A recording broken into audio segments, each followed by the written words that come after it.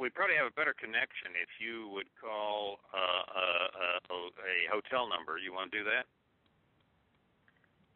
Let me see. Let me ask Ben really quickly. Hang on, just a second. We actually hear you pretty well, Jim. I keep hearing click, click, click, click in this. Well, that's just the one tap. Yeah, apparently we're not wired to do that, Ben is saying. You're not wired to do it? Okay. We're not wired to call you. You're fine. Maybe I should call you on my other cell phone because I keep getting a click on this one. Wait, it just stopped. Well, that would... Sir, can I remind you, you're the former director of the CIA. Clicking on your phone is probably not unreasonable, right?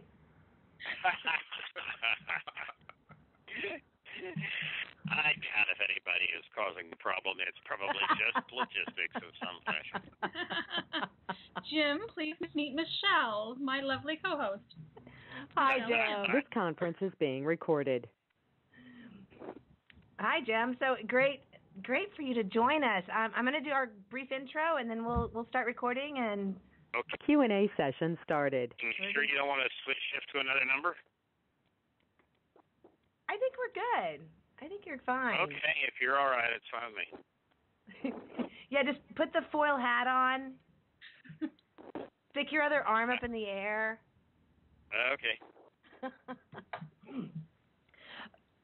Well, welcome to Open Line. This is our monthly automotive get-together. I am Michelle Naranjo from AutoByDell.com, and I am joined by Chelsea Sexton from ChelseaSexton.com, and our very special guest this week is Jim Woolsey, former director of the CIA, who has a very special interest in the automotive industry, and he comes to us via Chelsea. They're friends from the way back days of that 2006 movie, Who Killed the Electric Car. So, Chelsea, I'm going to let you tell everyone a little bit about more Jim, and then, Jim can tell us more about himself, too. Chelsea, be careful, all right? No promises. Jim has been a really fantastic advocate for alt fuel and getting oil and for all sorts of obvious beginning of, we had the auspicious getting introduced during a conversation in which I first off told him he was wrong. And I'm really lucky that he likes feisty women because we hit it off and have been at this whole EV and alt fuel thing ever since. So, you can Google his official stuff, but I'm more interested in things the car stuff is more fun. So I'm actually going to let you speak for yourself, Jim, on what kind of cars you like and why. Well, I like anything that doesn't run on oil. I drive right now a Prius that's been converted to be a plug-in, so I get about 25 miles a day on that before I have to shift over to gasoline. I wish it were a flexible fuel vehicle because then I'd be only shifting over to 15% gasoline. I drove last winter for a few months, courtesy of General Motors. I serve, like Chelsea does, on an advisory board for them. I drove a Volt for about 3 months, and it was great. And I've ordered one to purchase. It's just been built, and I'll pick it up in another couple or 3 weeks, I think. My only wish about the converted Prius and about the Volt is that they were flexible fuel vehicles. I don't care hugely about whether or not it's an FFV that can drive on not only gasoline but also ethanol or methanol, but I think it'd be good to be able to drive on methanol since it's made from, in this country, largely natural gas. You can make it from wood chips, you can make it from coal, you can make it from a lot of things, but to be able to drive on anything that gets about 30 or 40 miles, as the Volt does, on electricity before you shift to a liquid fuel, and then to have that liquid fuel be 85% say methanol, you're getting about 250 to 300 miles per gallon of gasoline, and that's terrific.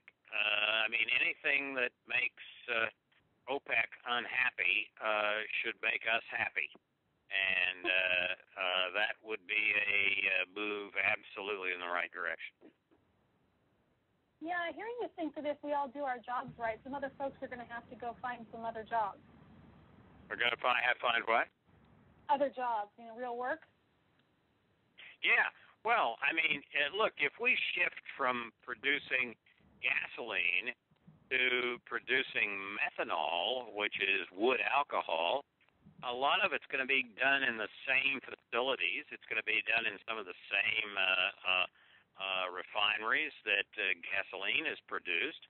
It's just that driving on 85% methanol is a lot cleaner than driving on gasoline. You're not emitting any of the aromatics, such as benzene, that are highly carcinogenic. You're driving on, basically, from its feedstock, a liquid that is produced from things that we produce here in the United States, namely natural gas. Now, I know that hydrofracturing is not completely free from controversy. It's been done for 50 years in my part of the country, Oklahoma, but the geology makes it a bit harder to drill disposal wells down in Texas and Oklahoma than it is in places like Pennsylvania. So one wants to make sure that that hydrofracturing is done in a way that produces natural gas in an environmentally sound way. But if you can produce natural gas for systematically $4 or $5 a million BTUs, you can use that to produce methanol very, very affordably. Methanol, which cars can drive on just fine, goes for about $1.10 a gallon these days, and it's got about half the energy of gasoline. So say that's the equivalent of about $2.25 a gallon gasoline. But most parts of the country, gasoline's a lot more than $2.25. It's more like $3.50. So even today, methanol would be a huge improvement for the liquid part of fuel consumption compared to gasoline. And if you had a combination of electricity in plugged-in hybrids, and then when you run out of the electricity using methanol, M85, we would, in environmental terms and national security terms and all terms, we'd be an awful lot better off than we are now. Yeah, I think we're agreed on that. So you've had quite a few different perspectives, several administrations, some hands and feet in the venture capital world. From your perspective, what's the best way to drive this forward? I think that the key thing is to make sure that the hydrofracturing can be done in an environmentally sound way. And one of the things, I'm in the venture capital business now, one of the things I look at is companies that can clean up water that's been used for hydrofracturing and do so thoroughly and affordably. Hydrofracturing or fracking wells, sometimes there'll be 5, 6, 8, even 10 of them at a small site, well under an acre.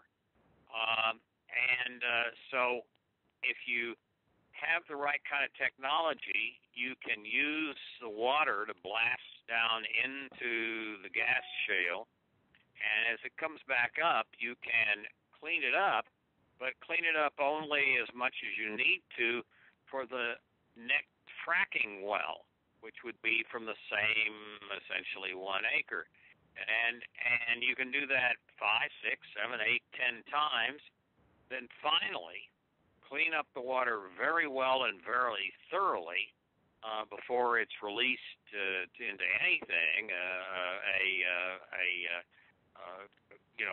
separate well or a stream or anything else.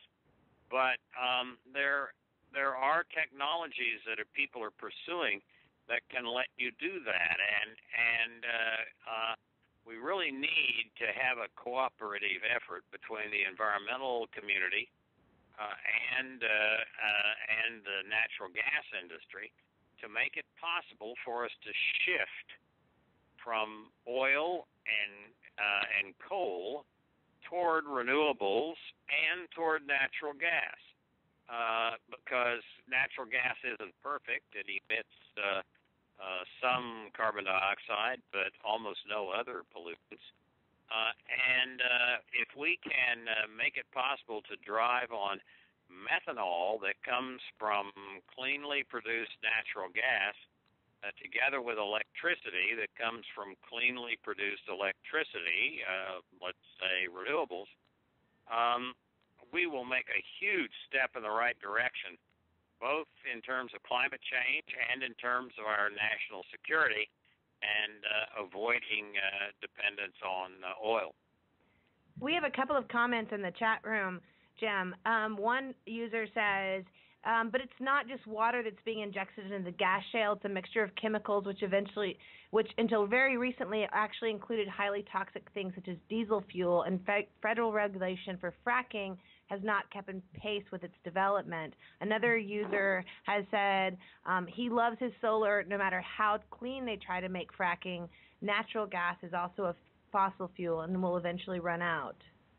Well, the second statement is a statement of total commitment, and that's fine. I understand that. But if we moved toward an economy that was operating on a combination of natural gas and renewables rather than coal and nuclear, which, I mean, nuclear is not a problem in day-to-day operations, but if something goes wrong, as the Japanese experience at Fukushima has shown, it can be a huge problem. So since the country needs electricity, it's an awful lot better, I think, to evolve toward natural gas and renewables than to stay with coal and nuclear power.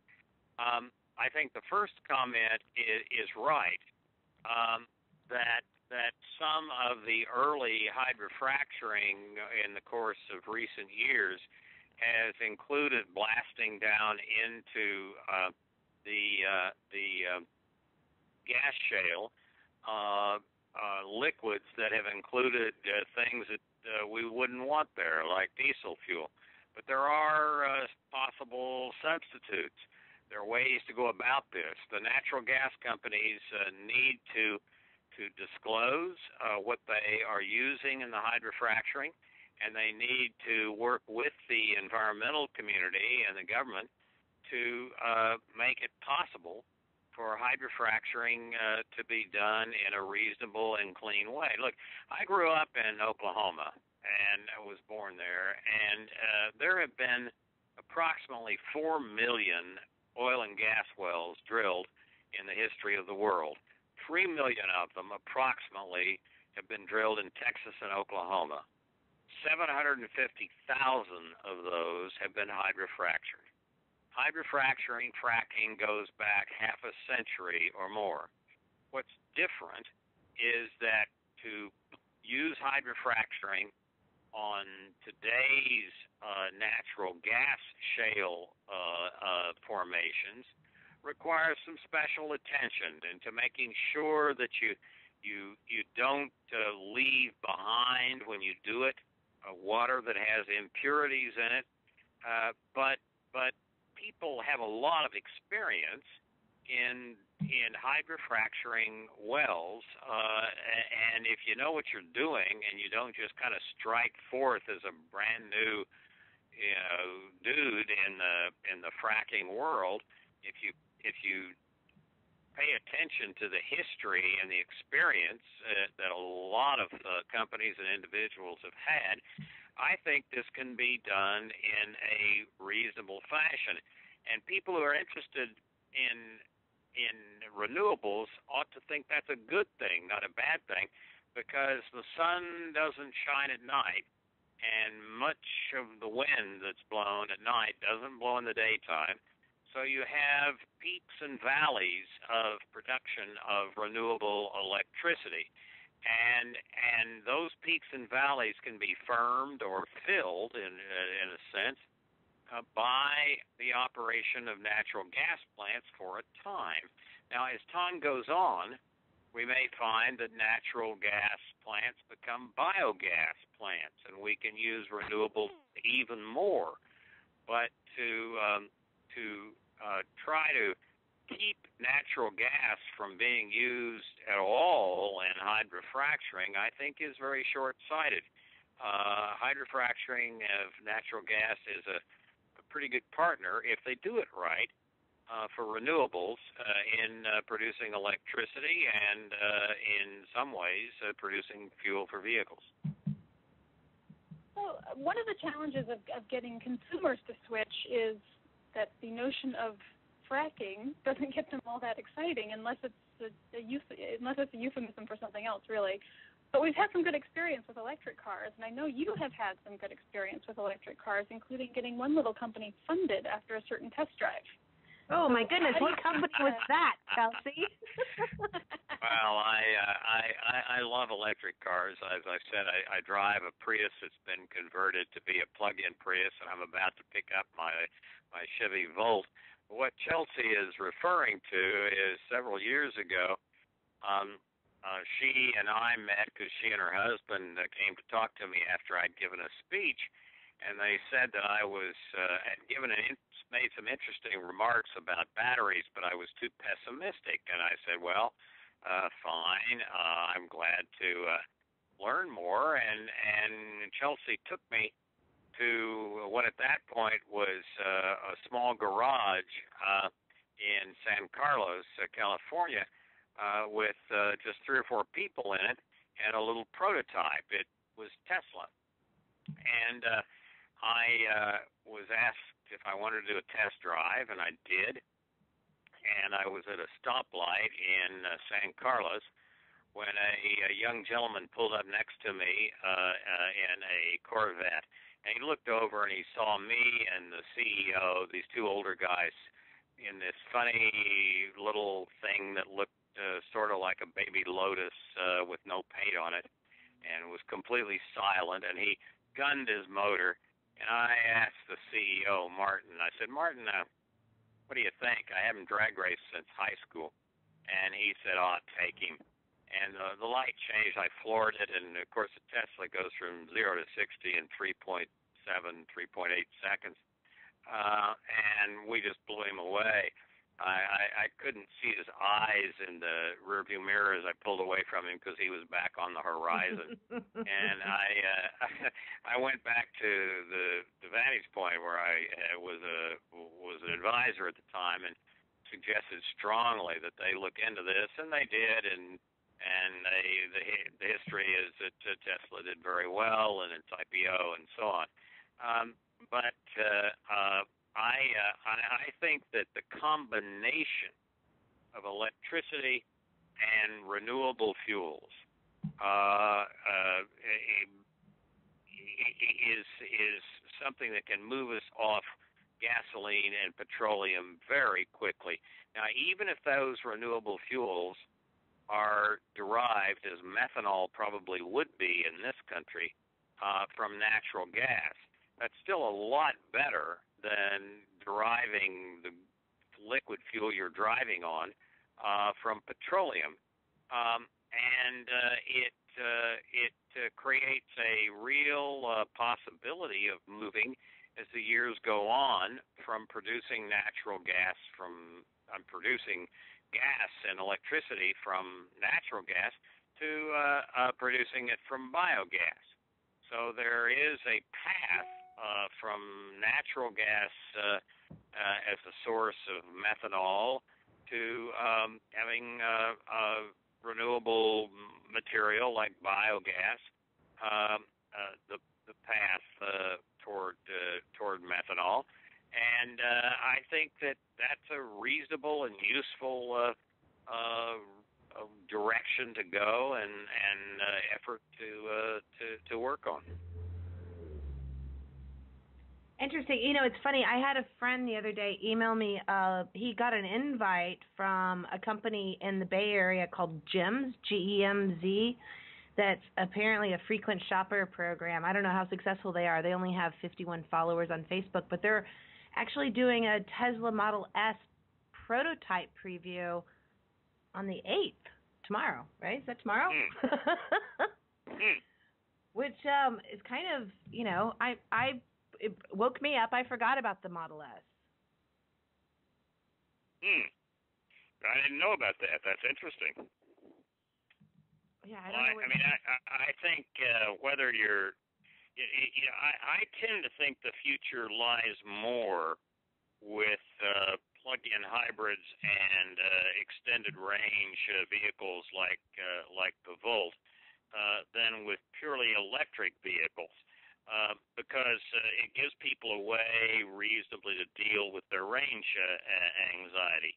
But that liquid fuel needs to be something that I think that is derived from material that is better than petroleum. And natural gas certainly is, but biogas would be even more better than petroleum.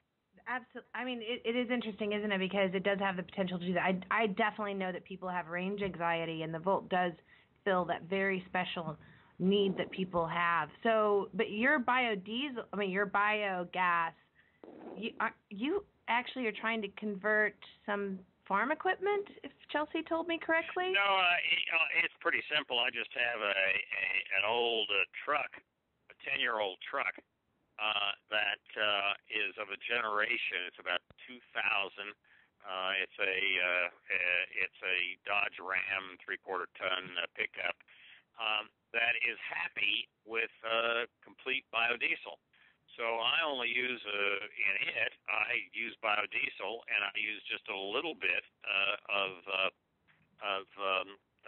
regular diesel in the winter in order to deal with any problems of cold starting. But you know, diesel engines are pesky and funny things, and that particular vintage of biodiesel, engines and Dodge Rams is particularly happy with biodiesel. So I will be, when my Volt is delivered here in another couple of weeks, I will be driving a Volt that I get about 40 miles all electric from electric charge overnight, and then I have to put gasoline in, and my wife be driving a Prius that has been converted and gets 25 gallons before you have to put liquid fuel in it. And then around the farm, we'll be driving our diesel 3/4 ton Dodge Ram pickup truck entirely on biodiesel. What I think needs to be done as soon as possible is to move toward being able to have essentially flexible fuel vehicles that when you're driving on liquid fuel, you can be driving on 85% ethanol or methanol. So then you're really moving away from gasoline and diesel and from petroleum products, and you're getting something over 200 miles per gallon of gasoline or of diesel, because you're driving almost entirely on electricity and on liquid fuel that's 85% non-oil derived. Interesting. So we actually have a question. I will let our producer dial him in here, and he can tell you who he is. All right. Ben? Let's see. Aaron, are you there? Q&A session is over. Oops. So Jim, what bumper sticker are you going to start using now? This last one doesn't apply so much. Hello, I'm sorry, I couldn't hear that real well. Oh, it was Chelsea. I was waiting for them to get the caller straightened out. But I was asking you what bumper sticker you're going to start using now, because I'm not sure the last one worked so well. That's right. The one that I've had for nearly 10 years said Bin Laden hates this car, and so far all I've done is with a black marking pen change hates to hated. So, but that's still not very timely. I need to find something else. You're right, Chelsea. We'll have to work on that. Yeah. Did we get Aaron, Michelle? I'm not sure if we did or not. I think Ben's working on it. Okay, well, in the meantime, there's a bunch of people in the chat room that are saying that Limbaugh and some of those guys need a little bit of education about the Volt and the merits of what plug-in vehicles are available if we're ever going to get off oil. So how do we do something about that? Well, I think it's important to get them. Q&A session started. I think it's important to get people like Limbaugh and others to focus on the problems for national security that are created by our dependence on oil. And it's not just foreign oil, it's oil. We have terrible health problems that are created by that. Benzene that is used to enhance the octane in gasoline that is used in cars. It's a terrible substance, extremely carcinogenic. And in terms of relying on oil instead of on alternative fuels, whether methanol or ethanol, whether from natural gas or from corn, and in time, I hope, from biomass, if we're relying on oil products, we are doing everything that we possibly can to help the Islamists in the Middle East and the Wahhabis in Saudi Arabia and the terrorists in many parts of the Middle East. We're funding them. We're paying for them. Why in the world would conservatives think it's a good idea for us to pay for the other side in this war on terrorism? It's just nuts. It is indeed. Don't you have some minions that could go help them with that?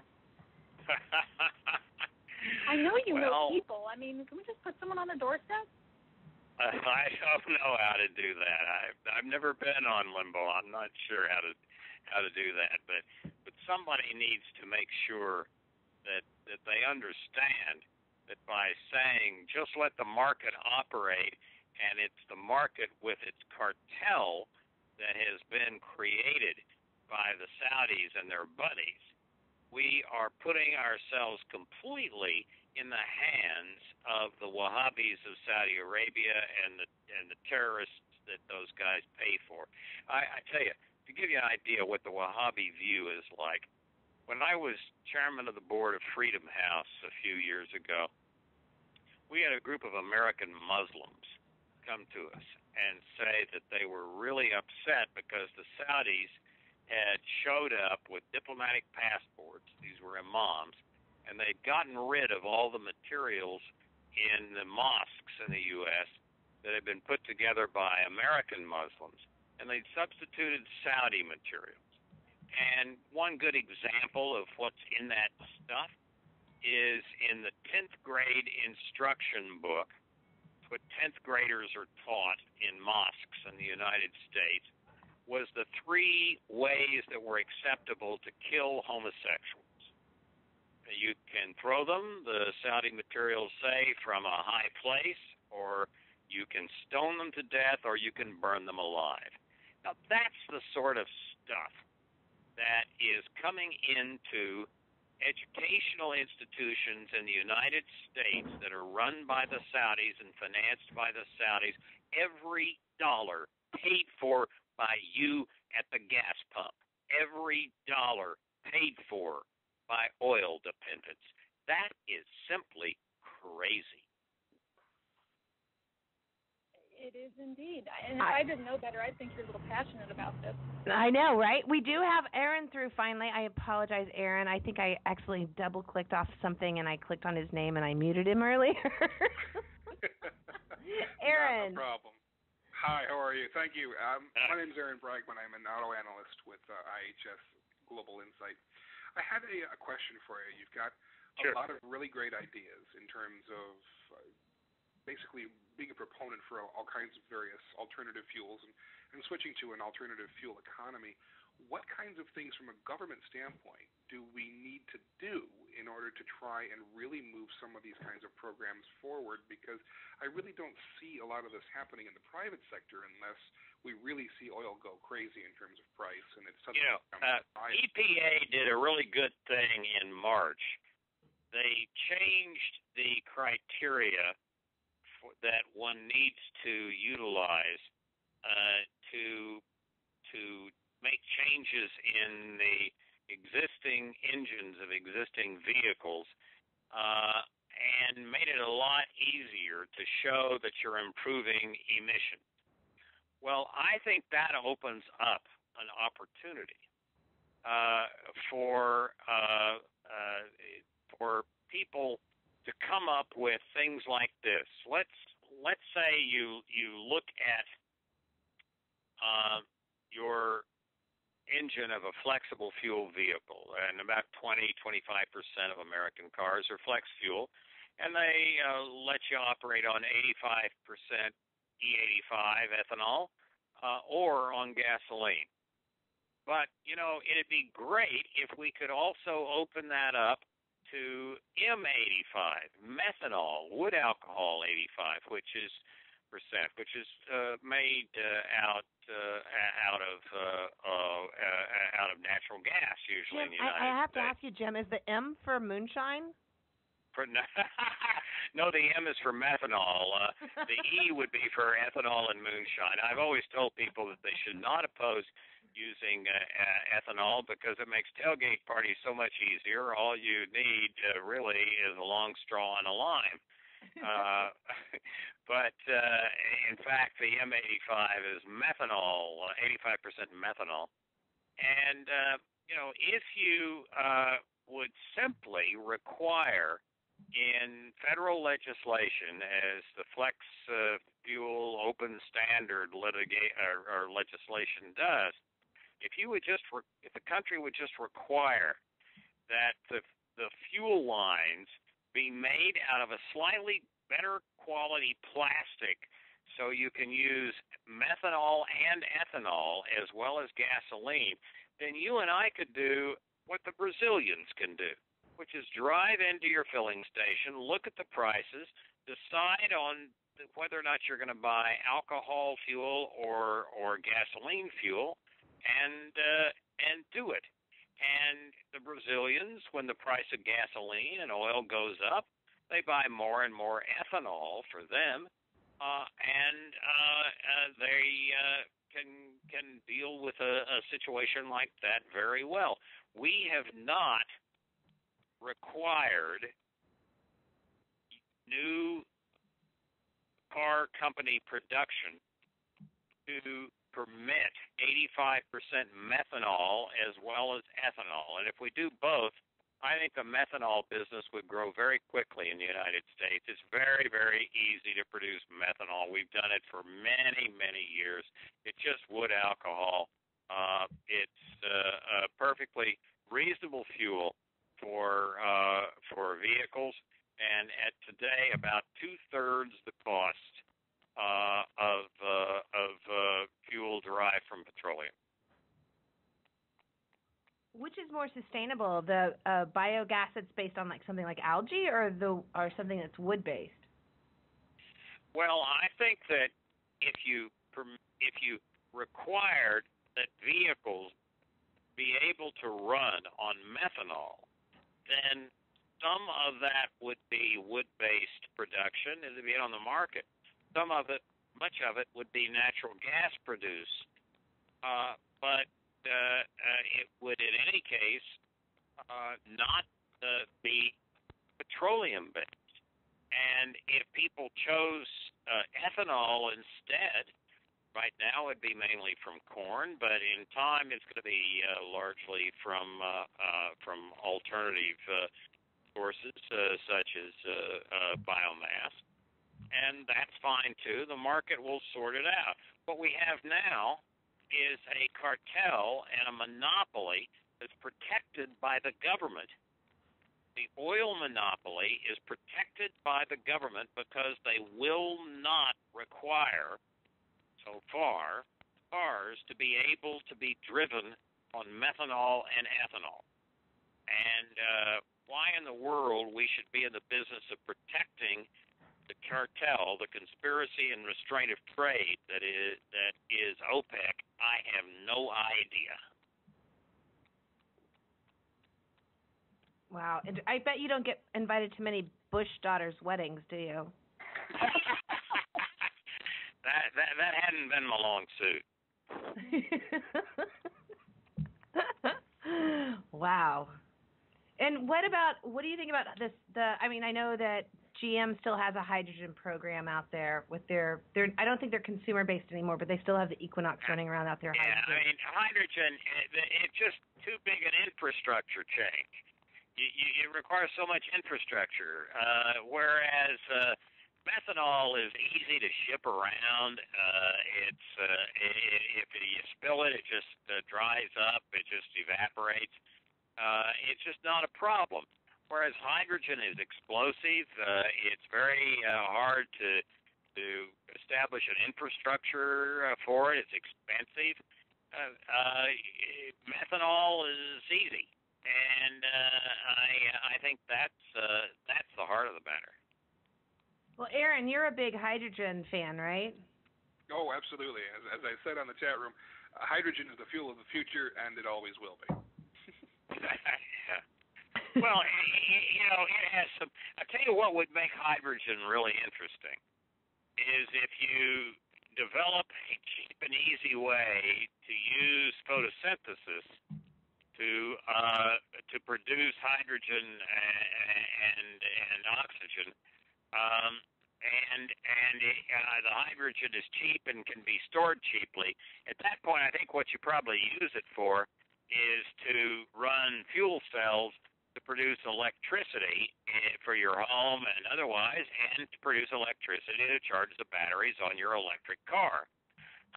But because having a mobile fuel cell and vehicles that can run on hydrogen that can carry an adequate amount of hydrogen, that's really complicated. But to maybe be able to produce hydrogen cheaply, keep it in a tank in your garage, and run a fuel cell that'll charge the battery of your car, that's more interesting. And I think that's potentially plausible. It really depends on the price, how costly it is to produce that hydrogen from, say, something like electrolysis from photosynthesis. In the transportation industry, though, so if you, any sort of situation we're talking about outside of hydrogen being produced in a local level, what do you think is the best solution in terms of minimizing transportation costs for, tankers and rail and well, even for, airplane transport? What would you see as the ideal solution for those? I think for aircraft, where we're headed in the relatively near term is algae. There are already air flights being undertaken by the Navy and the Air Force based on algae-generated biofuels and aviation fuel from algae. And I think that's really extremely promising. And I think that generation of electricity from various sources is extremely promising for relatively short-haul vehicles, like delivery vehicles and vehicles that will refuel at a central facility at night. I think for long-haul vehicles, the best way to use natural gas these days is to use it to produce methanol. And there's a new big MIT study out that makes that case in great detail. Interesting. Which companies do you see being the most progressive and being at the forefront of that? I'm not sure. I mean, I mainly pay attention to technologies rather than individual companies. But I got to say that I think that the companies that will focus on cheap production of methanol in the future are likely to be very much at the cutting edge of where things can go. Do we need oil? Do we need oil to really start spiking back to super high levels before we see a massive? I'm sorry, I couldn't hear all that. We need oil for what? Do we need oil to really start spiking towards higher prices again before we see some movement back? No, I mean, oil is the problem. And we don't solve the problem by producing oil in the United States. OPEC produces oil for a few dollars a barrel, and they sell it for $100. And they have the vast majority of the world's reserves. So they're going to set the price. As long as we are hooked on, they're going to set the price. And we have to get away from oil, period. We have to do to oil what, with technology such as electricity and biofuels, what was done back in the beginning of the 20th century, what was done by moving toward electricity to freeze and cool food to replace the use of other technologies, like salt. I mean, salt was hugely important until the 1880s or 1890s. It was the only way to preserve meat, and until the early 19th century, the only way to preserve food. But with the coming of the electric grids in the 1880s and 1890s, people got away from using salt, and salt became boring. You still use it for all sorts of purposes, but it's not a strategic commodity anymore. It doesn't control a key part of our existence. Nobody really gives a damn where salt comes from or anything else. It's just a commodity. That's what we want to do to oil. We want, as my friend Annie Coren says, we want to turn oil into salt. We want to destroy oil's strategic position, and everything we do ought to be concentrated on destroying oil's strategic role. That's a really interesting point, because I know that like salt is very much like the family that makes that powdered mustard that everybody in England eats, which apparently the family knows full well that nobody eats most of the mustard they put on their plate, right? And they actually make more money out of what they're wasting, and nobody notices because they just wash it down the garbage disposal. Right. Well, look, people have used salt in all sorts of ways, including that, ever since the 1880s. But beginning with the coming of the electric grids and the fact that you didn't need salt in order to preserve meat because you had refrigeration and freezing, salt became boring. That's what you want to do to oil. It's not that you're going to destroy it. You want to make it boring. Absolutely. Well, you, my friend, are a rock star, as always, and thank you so much for coming on. I know you had a limited amount of time, so I don't want to take advantage, and you're certainly welcome to stay on and chat as long as you want. But you are a wealth of information, as always. Well, and we appreciate it's great to talk. Great to talk to you and to the folks who called in, and I really appreciate the chance to do that. And Chelsea, I'd be delighted to do it again sometime in the future. Oh, we'll make that happen, and sounds like we'd love to have you. Inspiring to do in the meantime. Okay. Thank you, sir. Thanks a lot. Thank you. If you guys we are so grateful to have Jim Woolsey. I mean, what a fascinating guest. He definitely gives a different side to the anti-oil industry, right? This guy is not your typical, like, tree hugger, obviously, right, Chelsea? Oh, absolutely. Although I do really like trees. I like trees, too. Somebody said, Woolsey, you're kind of a hawk. What are you doing being a tree hugger? I said, hey, hawks have to have a place to nest, right? Absolutely. We love it because it really does give us a full sort of perspective on the industry. And I think it gives a lot of the car people that are typically, I just want to do a burnout in my car, like a totally different view on what's going on in technology and the people that are behind it. And I really appreciate what you're doing. Thanks a lot. Great to be with you. Thank you. Bye-bye. Good night.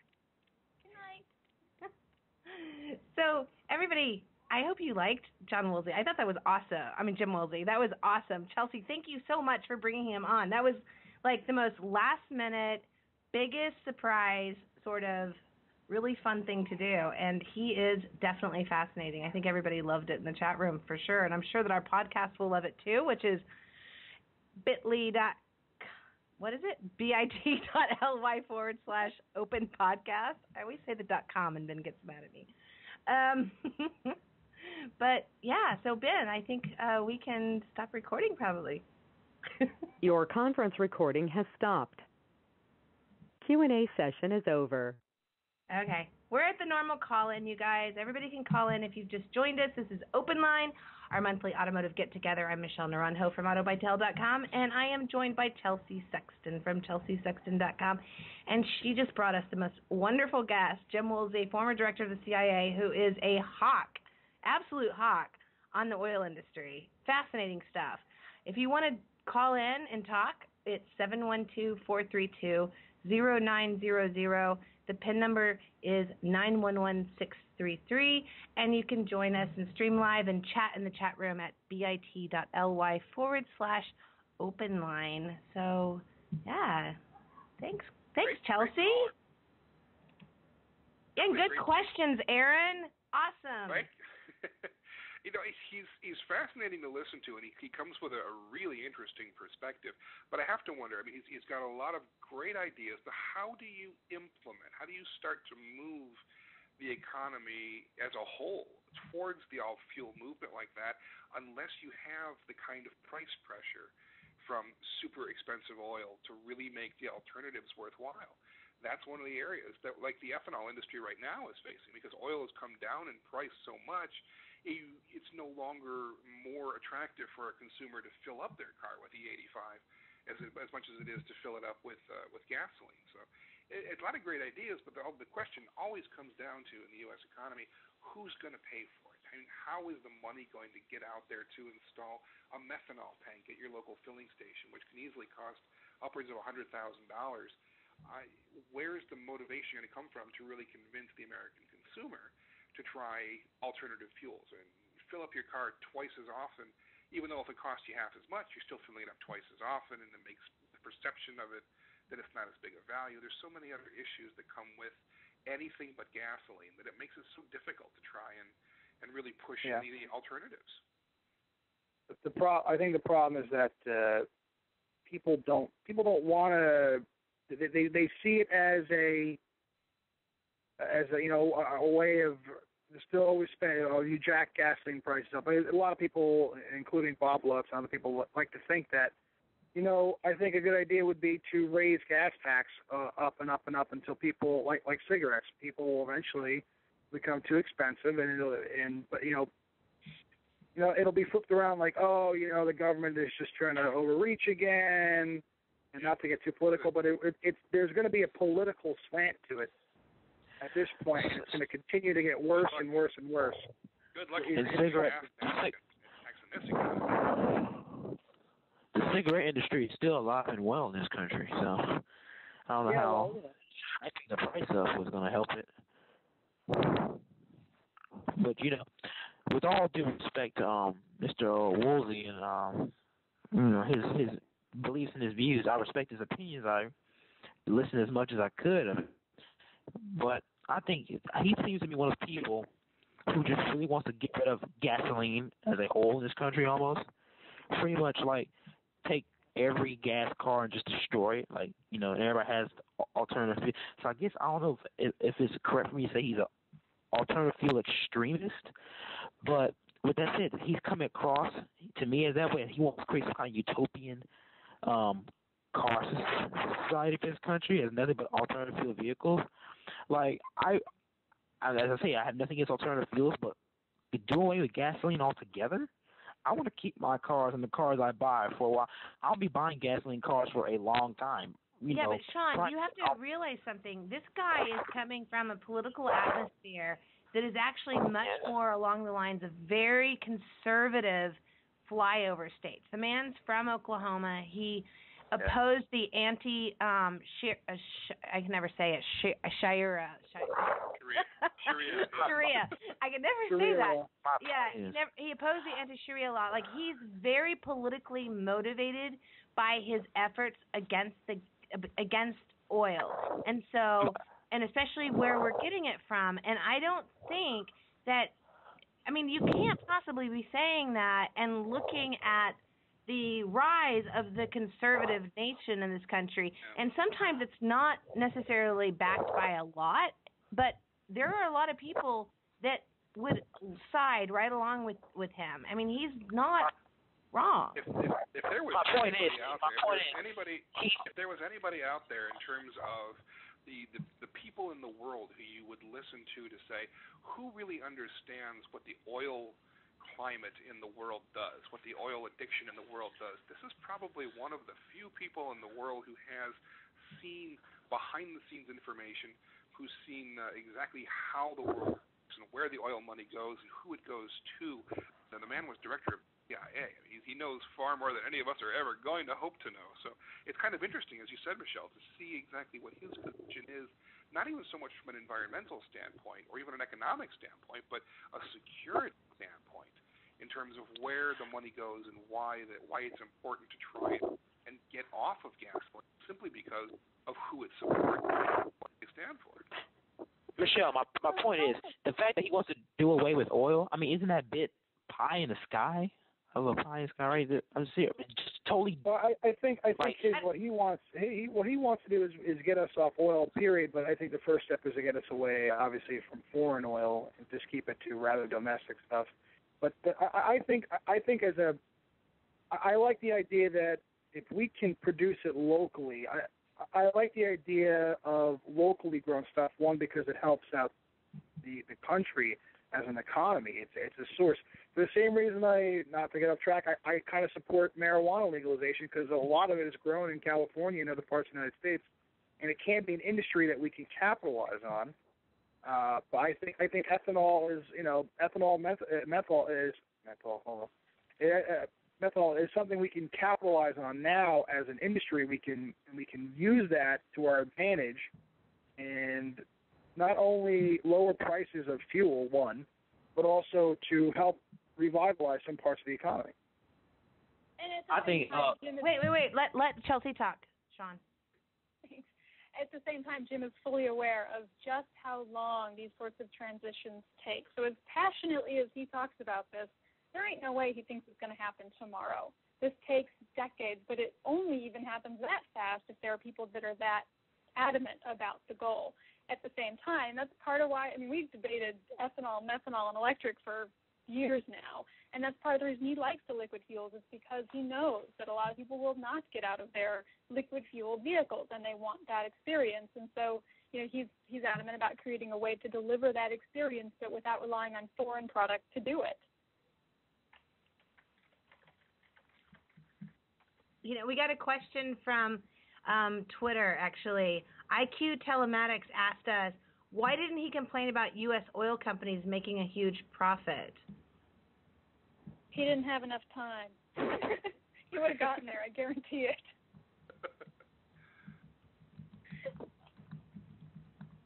Yeah, At least I have heard the diatribes, I'll put it that way. No, but I would agree that he doesn't strike me as an extremist in terms of this kind of thing. He strikes me as somebody who's had the experience of seeing what needs to happen and is trying to direct things in a direction that could produce some actual tangible results. And as you said, Chelsea, liquid fuels is frankly one way of doing this. Liquid fuels are convenient. Liquid fuels are easy to use. They can refill a vehicle very quickly in ways that electric, unfortunately, at the moment can't quite do. So there's still, I think, a market for liquid fuels, and we may as well try and push things towards renewable, not even renewable, but just domestic sources of such things. It couldn't hurt. Yeah.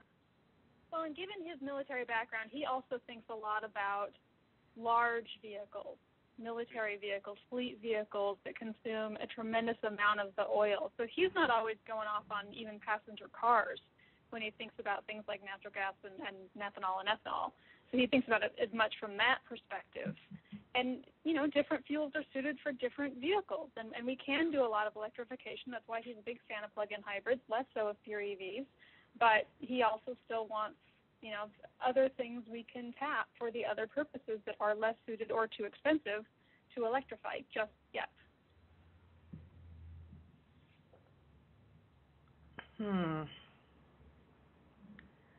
Well, that's certainly. I noticed Jonathan Brown didn't stay around for this. What's with that?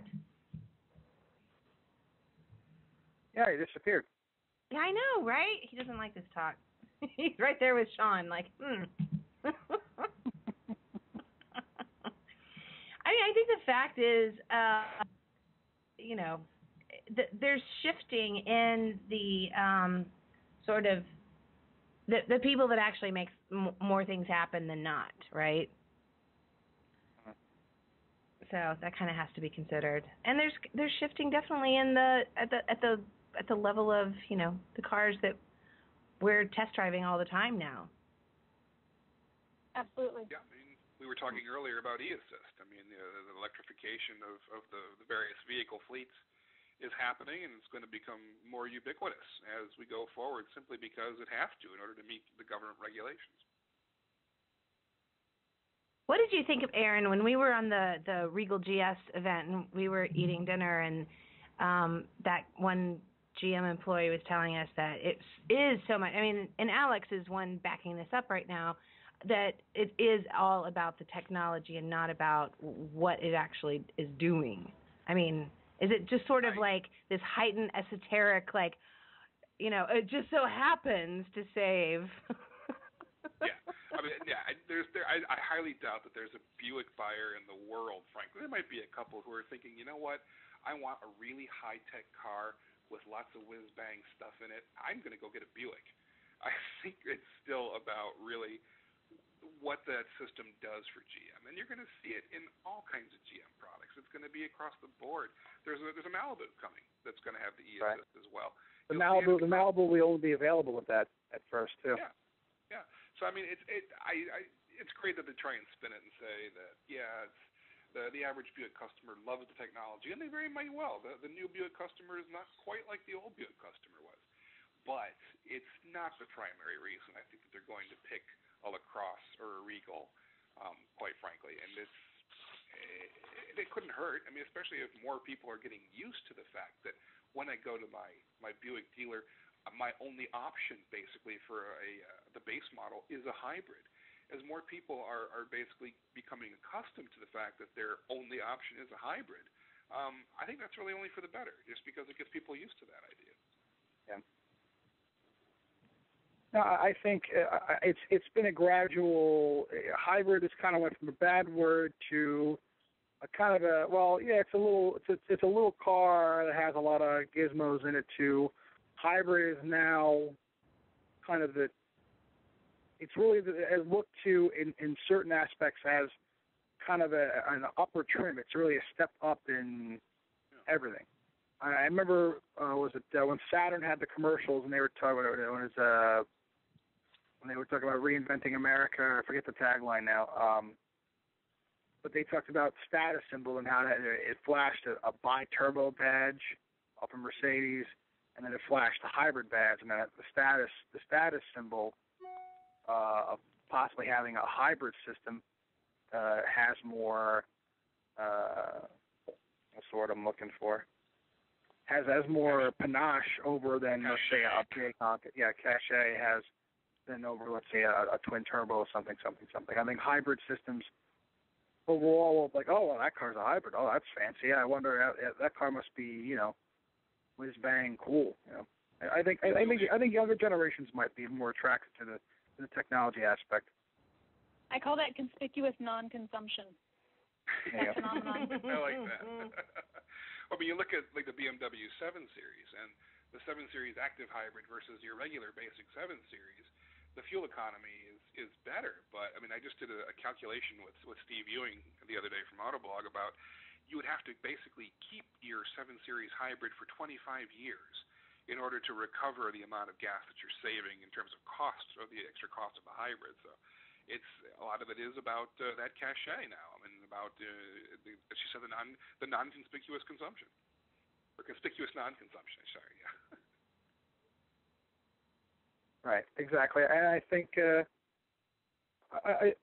think as younger generations slowly come in there, everybody likes to talk about, well, the next generation coming up doesn't exactly look at cars the same way prior generations have. One, they're a little bit more open to brand preference. They're really looking at what's the best I can get as far as what's going to fit me better. I think generation, the millennials and so forth, and the generation after that, they're not looking at a car. They're looking at cars in the sense of freedom, not really freedom, but more of a connectivity aspect and technological aspect. And I think your typical Buick buyer, they might be bedazzled for a little bit about the whole hybrid thing. I'd say your traditional Buick buyer is going to opt for the V6, but to get some of the newer buyers into Buick showrooms to have a system like eAssist, even though it's not a true full blown out hybrid system, it does offer, the massive increase, the big increase in fuel economy. I think, and the technological package that comes with it, I think is going to be what's going to attract people to the brand. Not actually attract people to hybrid systems, but bring people that would normally not look at a Buick because of preconceived notions or what they heard. They're going to say, oh, wow, they have this hybrid type system, and they have a system like IntelliLink, and they have, all these great standard features, and they're getting all these options, and it's really not that bad. Features that were only on high-end luxury cars at $70,000, $80,000, I can get, for under $40,000.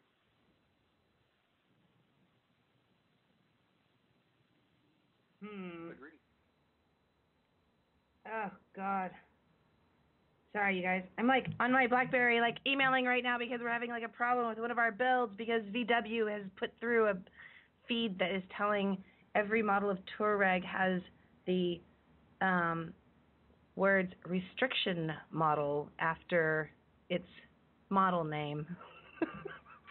What's the restriction model? You know what?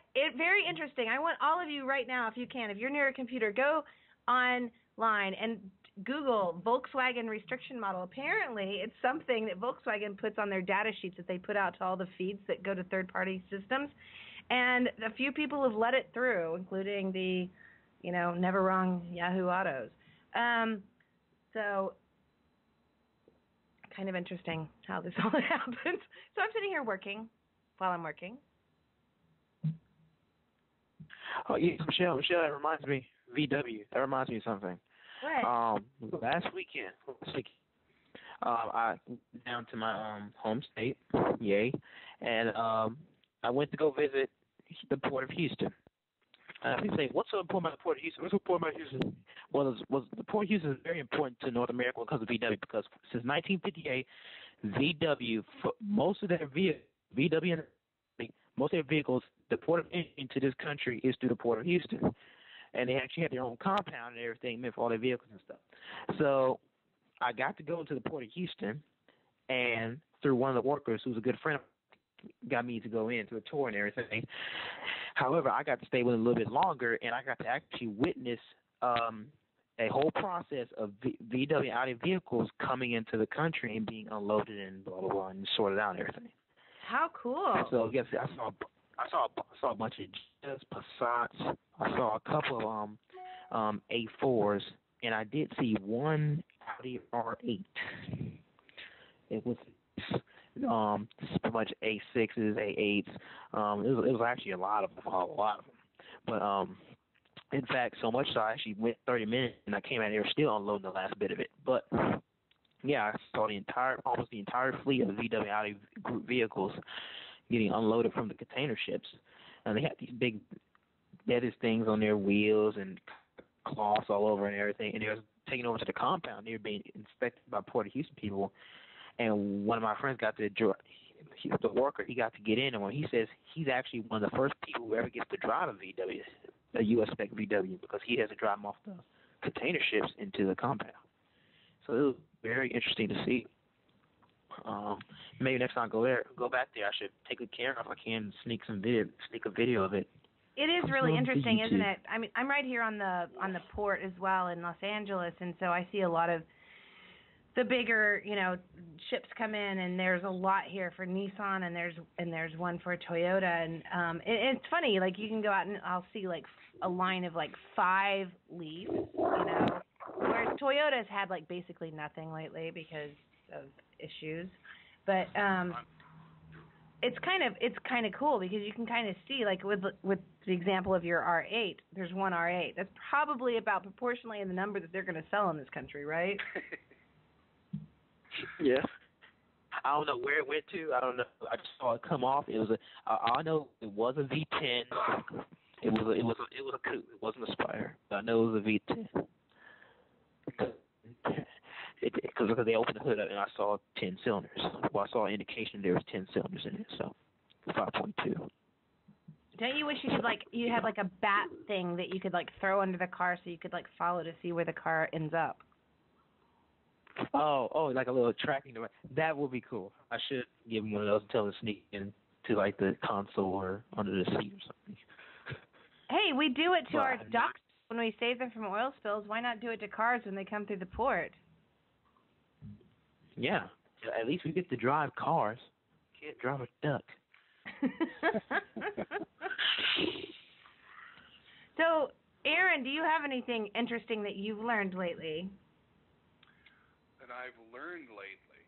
Well, I learned that from today looking at the Car and Driver page, the Car and Driver blog, the complete 2011 Frankfurt Auto Show coverage, that it's an unofficial polling here of about 80%, 85% of the cars being unveiled in Frankfurt are silver.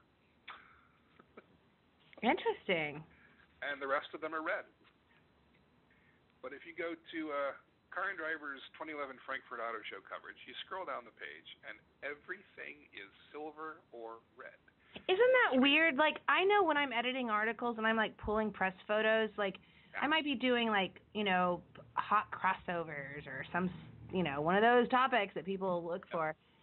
And I look at the article and it's like 10 or 12 pages of just silver cars. And you'd think in this day and age that more manufacturers would want to show like shots of their cars moving and in color.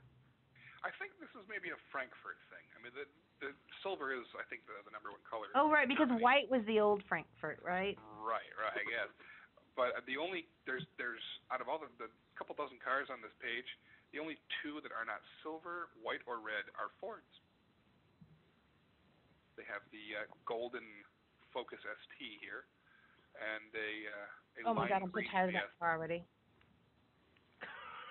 The ST? No, just that gold color one. I think it's a historical thing for the ST line, but it's. I'm looking forward to the car, though. I mean, I'm absolutely. It's Ferrari. Really looking forward Ferrari to it. bronze gold. I mean, very classic color, actually. No, if they can produce a car basically in that ST that'll pull me out of my Volkswagen GTI, I'd be all about it. Absolutely. What is coming? I mean, everybody's pretty much told what they're going to show at Frankfurt now, right? Yeah, this is why I'm not too upset with not going, just because there's a huge amount of walking involved with it. I mean, just to the point where you're ready to die. If you want to bring a hover round or a Segway with you, is what I'm told. But everything you can see is now basically online. So. When is that going to happen? When are we going to see automotive journalists on a hover round or a Segway? Oh, I've seen already a couple. Really? If I could rent a Segway for Detroit, I'd do that.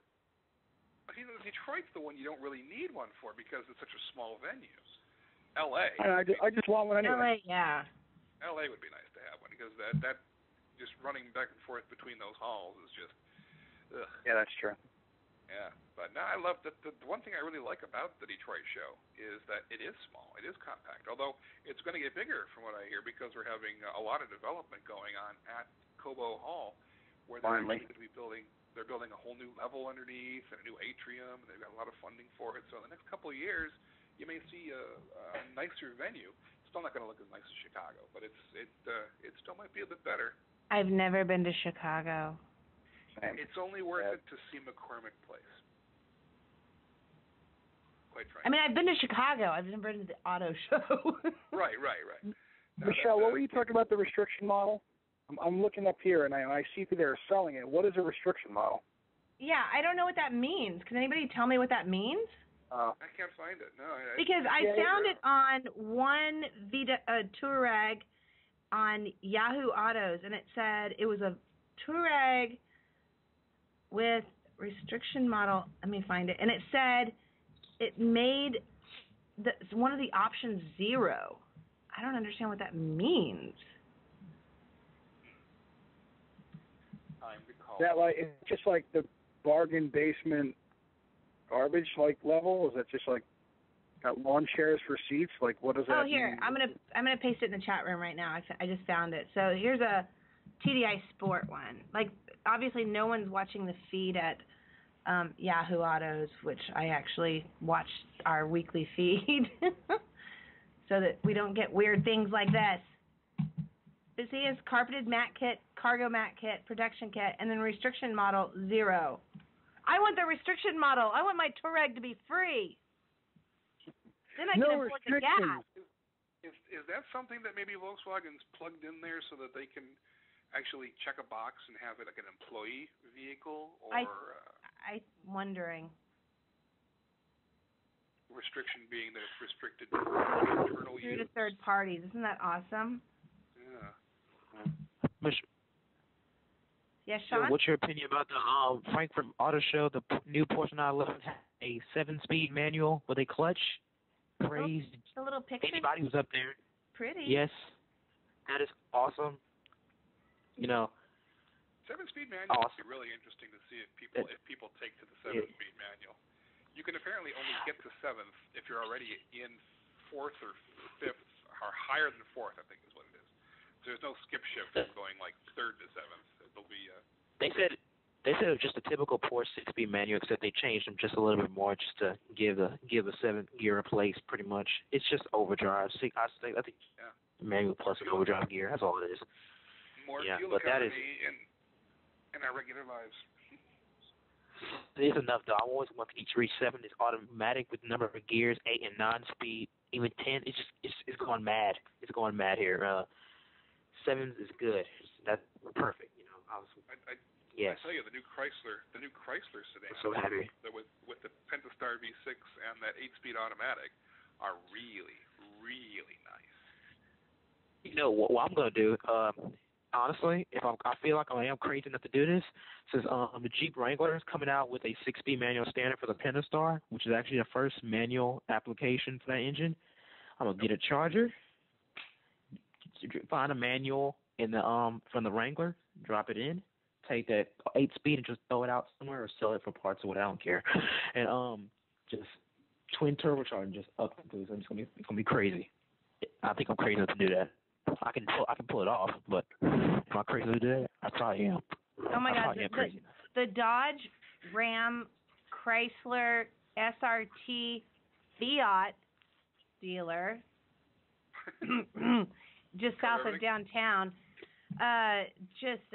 Right. It has this big display that's all glass, and the cars kind of stick over the freeway a bit of the 110 freeway in LA. And they have a little Wrangler that's all royal blue with a royal blue hard top. It was adorable. Yeah, they're nice. That's actually drove. I saw my first 500. I saw my first 500 in the wild today. Really? Yes. I've seen 4 or 5. And they actually don't look that small unless you're on the freeway. But then they're not that bad. Although I did put Ben Sanders in the back seat of one, and it wasn't so comfy for him. But I did drive him. Yeah, I sat in the back of one. We did a little bit of video. I don't think I ever put it on YouTube, but it was me in the back of it. And I was trying to videotape myself. Very little cramped. If you're 6'1", 255 pounds, you're gonna have a problem. Yeah. Well, I'm 5'10" and about 185. I sat in the back of one at the Detroit Auto Show last year, and somebody came along, snapped a picture of me, and says, "I think you need a Fiat 900." Couldn't disagree with him. Okay, they come out with the Abarth. If they come out with the Abarth model, I would not be sitting in the back seat. Those things are awesome. I saw the reveal one with a 500 Abarth. It's, my God. Really looking forward to trying the Abarth. The Abarth is really on my short list of ones that I. It is. You know what, Aaron? It's on my short list too. But the fact is I'm looking for a car right now because I commute 30 miles each way, and it's like an hour and a half each way. And and so the other day I said to Stephen Ewing, you know, I'm pricing out a 500C because sometimes I do take PCH to work because it is faster than the 405, and I'm looking at a 500C automatic, and I thought he was going to kill me. And the fact is when I'm sitting in traffic, this is a commuter car. There's no reason. I've been sitting in a Z3, a 99 Z3, shifting. I want a car that I can just sit in traffic in and enjoy. That's actually not a bad option. I drove one at the Chrysler had their 2012 full line event at the Chelsea Proving Grounds not long ago, and I actually got a chance to try one of the 500Cs with the automatic. It's not bad. It's not bad. I drove it at Tawa, and I didn't mind it at all. I mean, you know.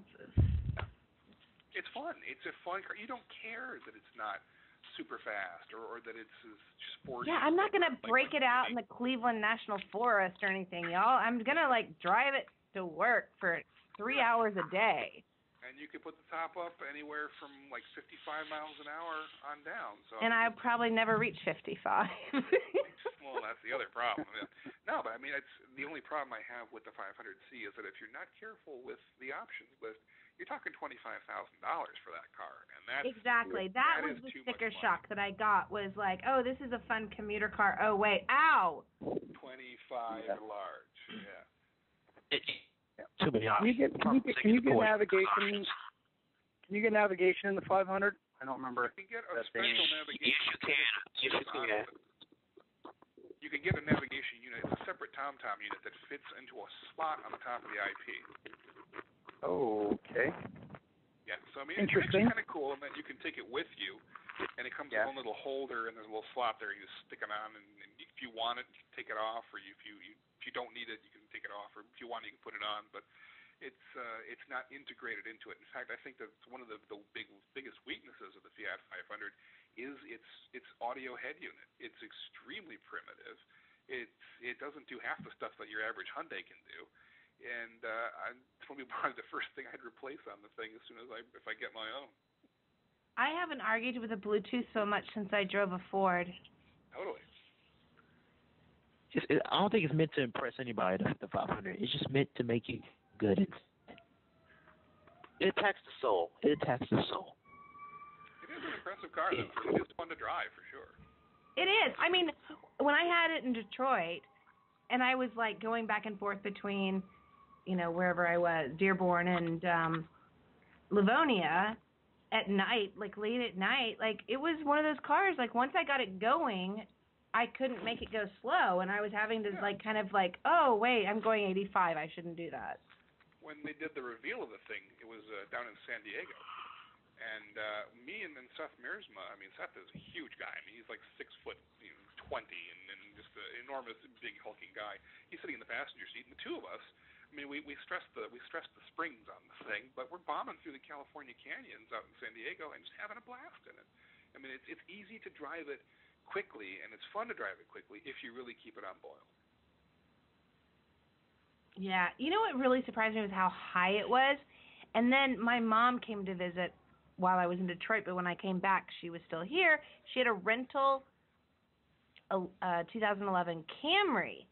And I got in the Camry, and I was like, oh, wait, the Camry's higher now. What is it with them raising cars? Like, I'm so used to my Z3 where I'm, like, sitting on the ground, and I love it. I'm, like, tight to the ground. That's the one thing about the 500. It feels high. Yeah, it's the aging of America. I mean, you look at the Taurus. The Ford Taurus, the new one when they actually did, not the current one, the one previous to it, when it was originally the 500, they raised it up intentionally. The seats sit a good several inches higher simply because people liked the commanding SUV-like view and the seating position of being up higher. It was one of the things that Derek Cusack actually talked about, was that they purposely made it like a chair that you were sitting on instead of like a lounge chair. Your throne, my sir. Your throne, precisely. If you're sitting up higher, you get that commanding view. It's I don't necessarily care for it, but the that was a big selling point. Yeah, but get into like a we like to look down.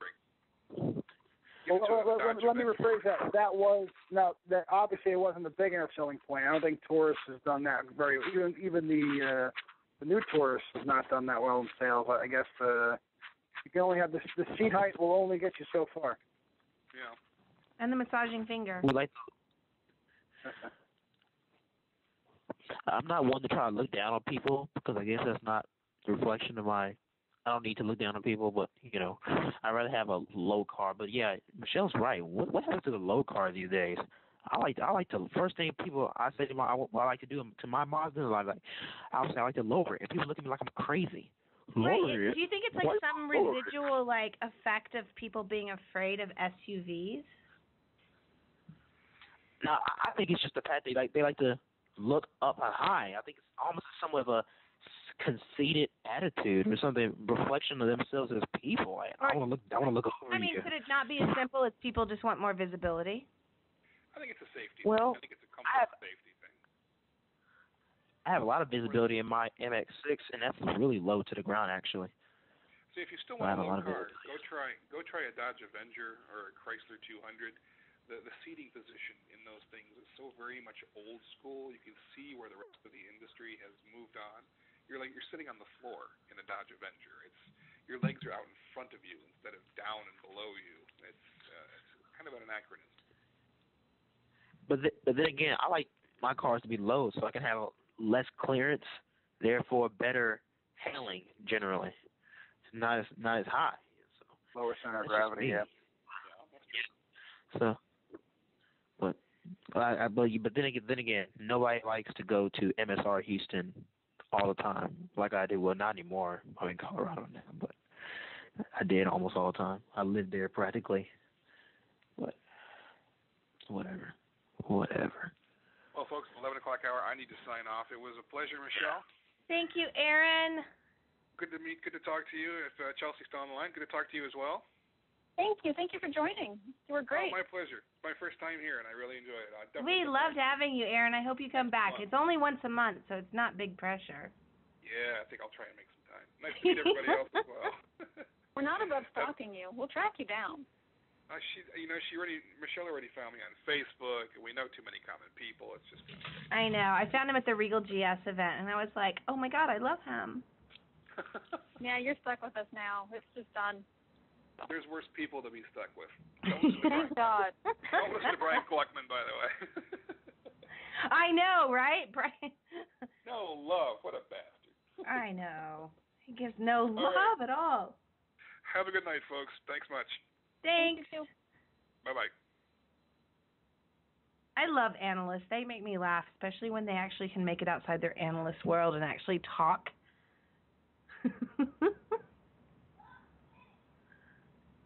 Yeah, he was fun. He was definitely good tonight, in particular with Jim.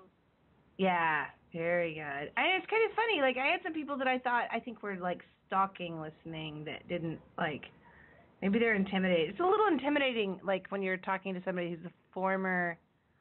In fact, one of my friends is somebody I grew up with that was he was running for Congress. And I'm sure he was probably he's a huge hydrogen fan. He's probably a little afraid. Oh. Yeah, he sounds intimidating until you hear him sing the songs from Team America World Police over lunch, and then somehow it's here. That's awesome. That's why I posted the link of him doing Jimmy Buffett in the chat room. Does he even do the expletives? Oh yeah. Oh yeah. I mean, and even outside of that, he was tame tonight in his passion about the Saudis. Usually that does involve expletives. That's funny. Michelle. Yeah. Have you seen the Ford came out with this high performance version with the FPV, their high performance wing for Ford Australia. They came out with this FPV GT Black for Australia. It's based off the Falcon, and it's pretty much the last swan song before they kill the Falcon as we know it, and they pretty much the new Falcon will become a Taurus, unfortunately. Around this pretty much their last bit when it comes to new high performance products for the Falcon as they know it. It's still going to be around 2015, but more likely than not, the Falcon as we know it will die, and it will be replaced with a Taurus. It's a supercharged Miami engine, Miami V8, which is pretty much a tweaked version of the Coyote and the Mustang, 5-liter, about 450 horsepower.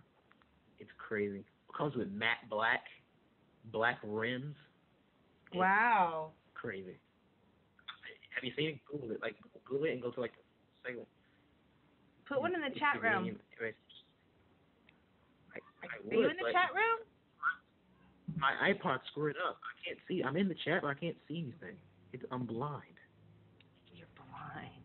We blinded you with science, Sean. You probably have. Well, actually, no. I have an Apple. It's kind of just being retarded. But 450 horsepower. Wow, that thing is. It's so sad that Ford couldn't bring this car over to you guys. I mean, this thing is sick. It's only limited to 125 units. 19-inch alloy wheels. Everything's black. Everything. The lights. Everything's black. Speaking of Ford, what is the time? What's the time thing on the Focus Electric?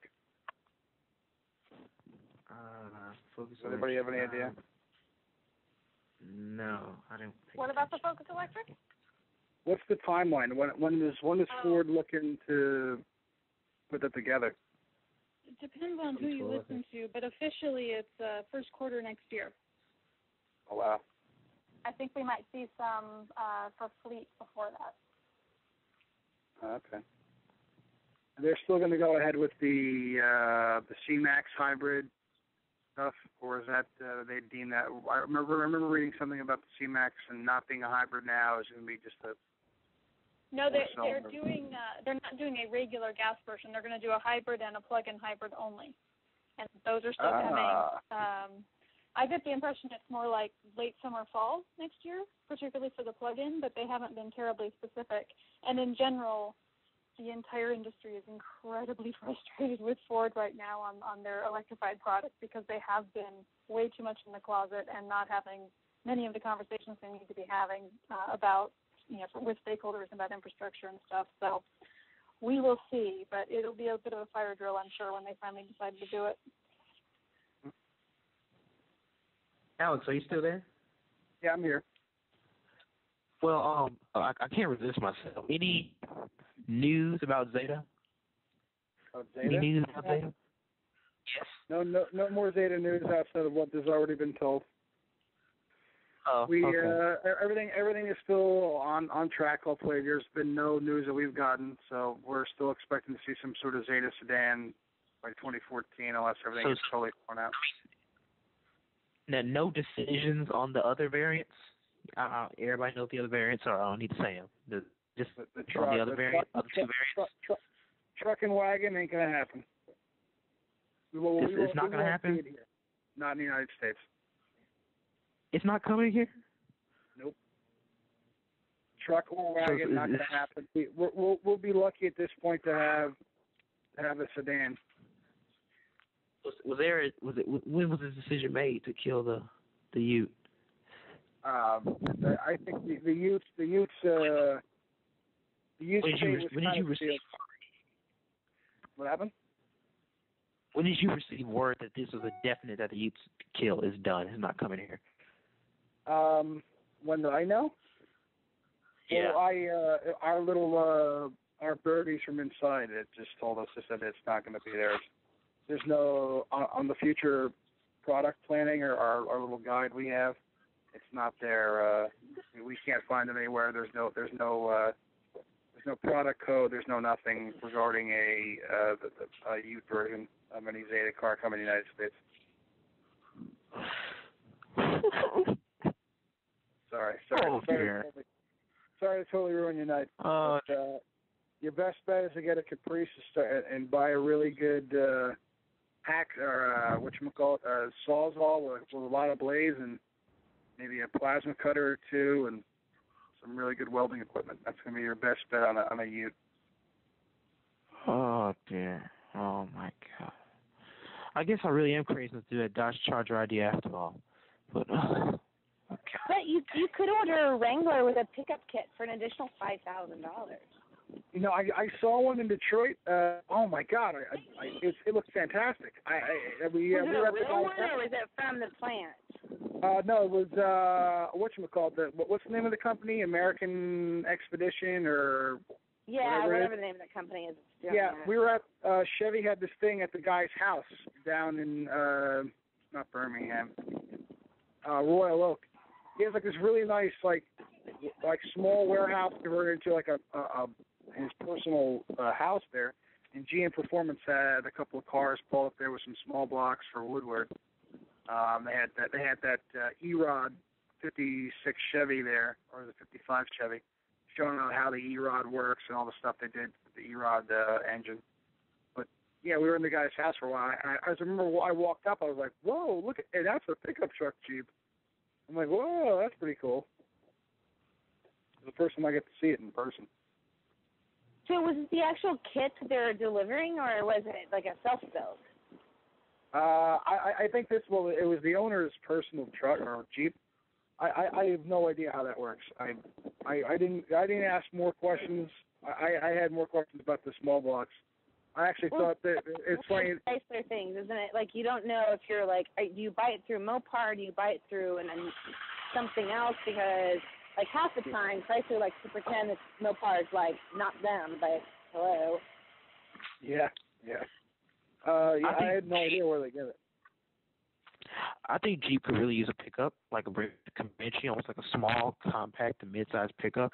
The code is gone, almost somewhat as in that place where it was. I think it could really compete well with this Forward, with how Jeep is and how capable they are off-road. So I really would like to see a Comanche. Return of the Comanche. Bring it back. Yay. You know, but they really need, I mean, come on. I know that we all love burning gas, but there is the fact they need to work on their MPGs. I mean, come on, even Land Rover's done it with the Evoque, right? Whoa. What just happened? Good question. I swear to God, my fire department just timed that. I know she's oh my God. Is California on fire again? No, it's earthquaking. No, I'm fine. That was just, I have a fire department 3 doors down from me, and I just was walking down the street. Oh, you're doing one of your walks again? I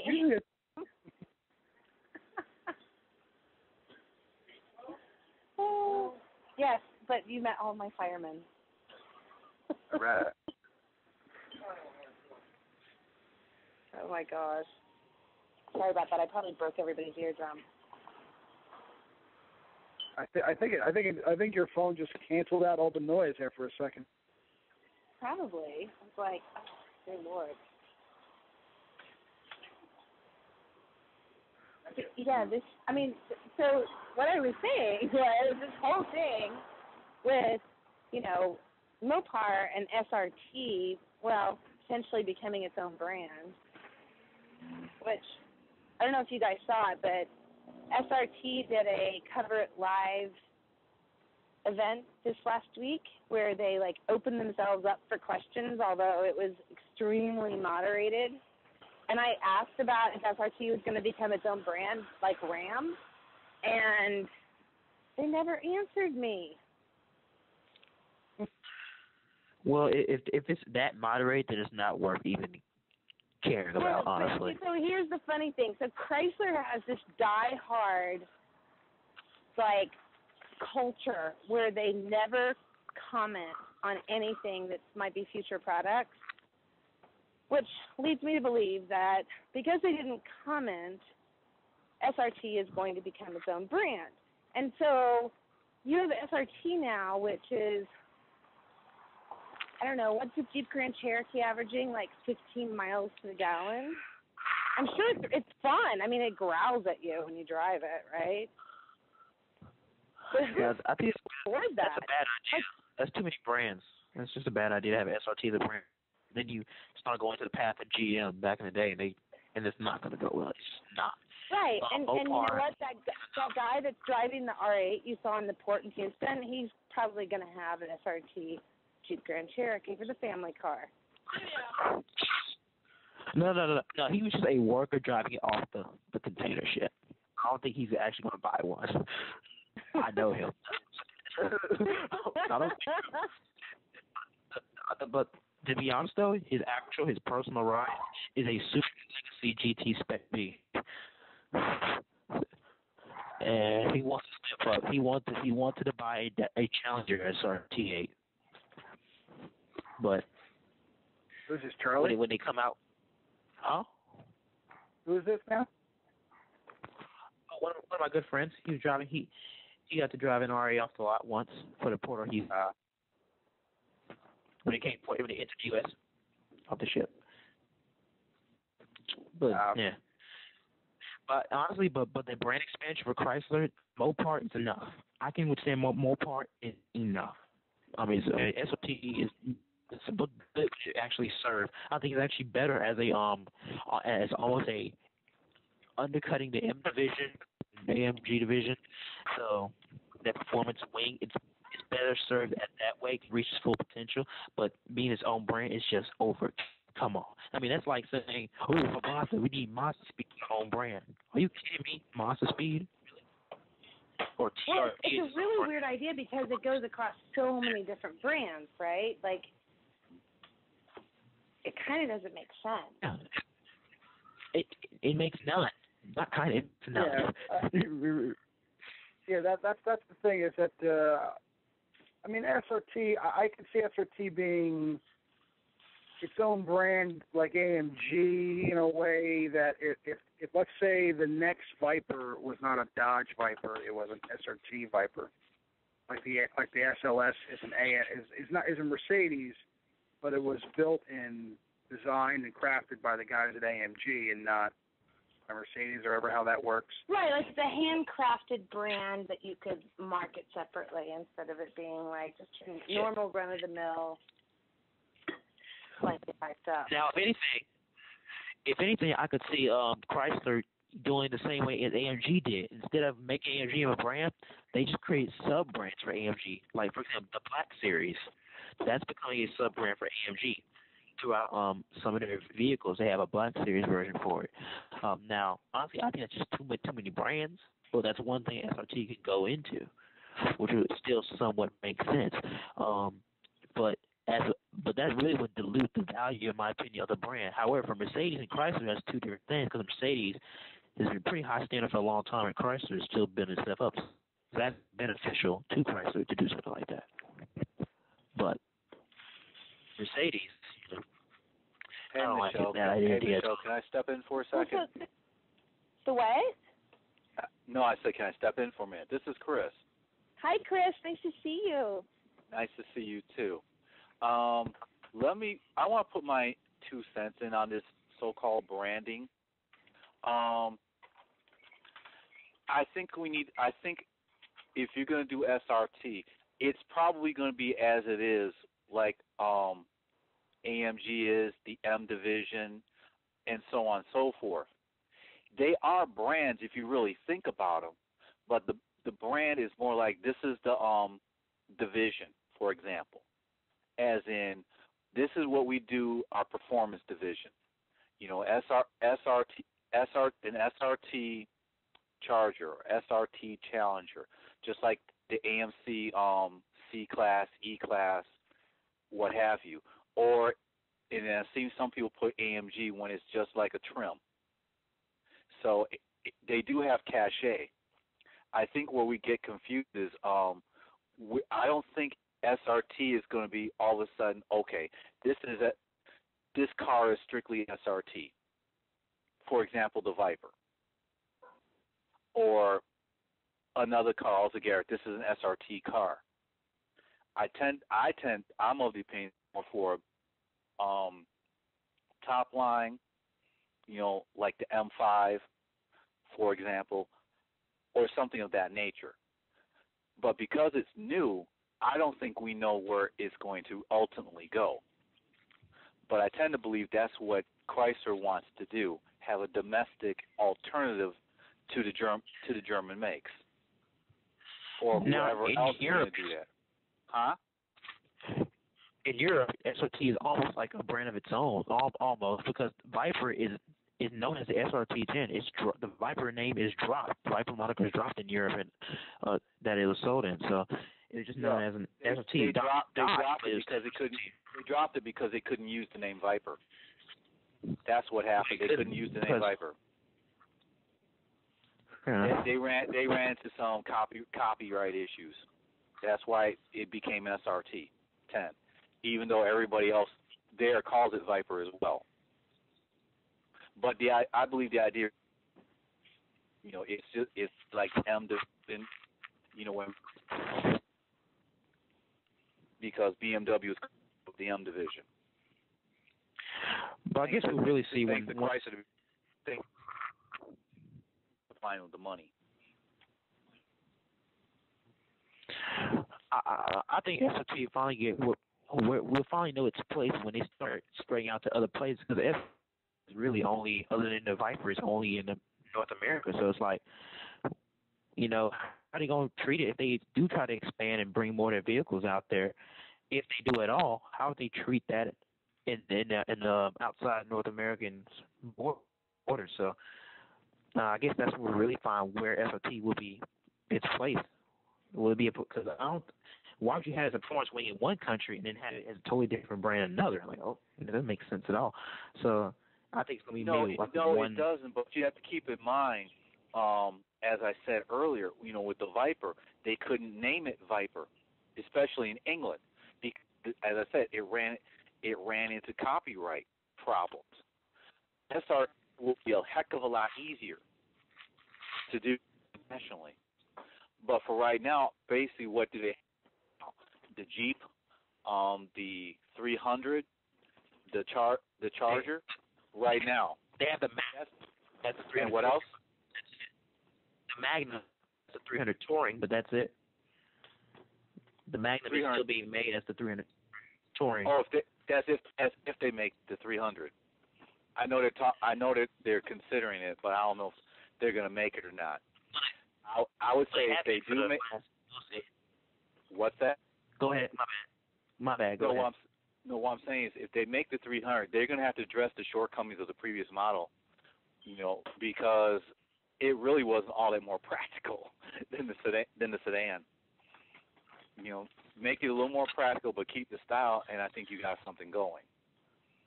The 300, I believe, it might be coming over as the Lancia Thema, so I don't know if this has been confirmed yet, but I read articles about that, rumors about that. Yeah, that ought to be interesting right there. I don't know if that's going to really work, but you know what? I understand why they're doing it. They got to make some money because they're pretty much in debt. They're in debt to the hilt right now. Well, right. Isn't that the whole game right now? Is that you produce like some crazy first-gen sort of super awesome, sporty, economic thing, or some super crazy, environmentally friendly thing, or you just create the worst thing ever created that's going to eat as much gas as possible, and you get a bunch of early adopters, and that's going to raise you the money. Isn't that the idea? Didn't they do that with the town and whatever that thing was, the TC, the Maserati TC, which ended up costing Chrysler basically $500,000 a car.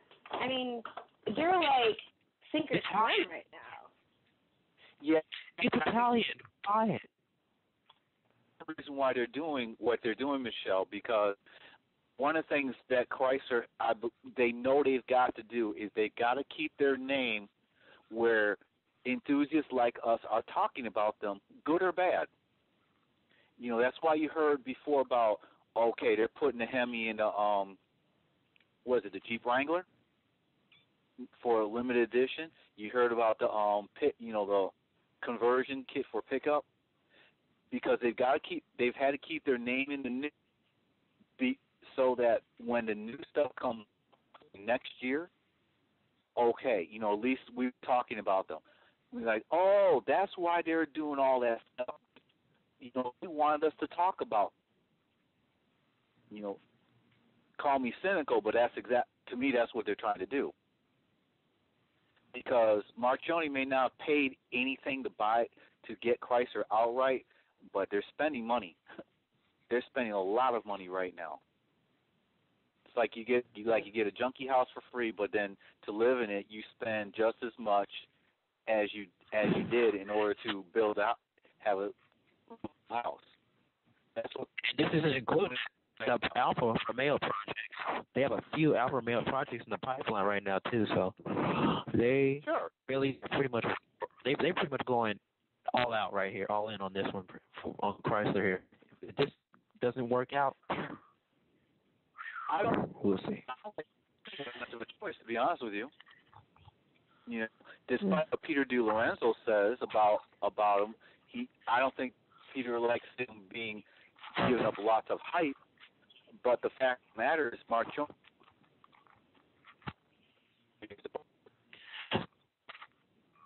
But Fiat and Fiat owns Fiat and Alfa Lancia and Alfa Romeo. I mean, those brands, they've had very aging lineups, and I like the idea of Marchione refreshing them by bringing some models from Chrysler and Dodge. Yeah, not the best cars and vehicles, but at least they trying to refresh the line. They brought the Journey, the Fremont, the 300 at the SEMA, and I'm sure that might not be the last of the cars. Possibly an Avenger, who knows?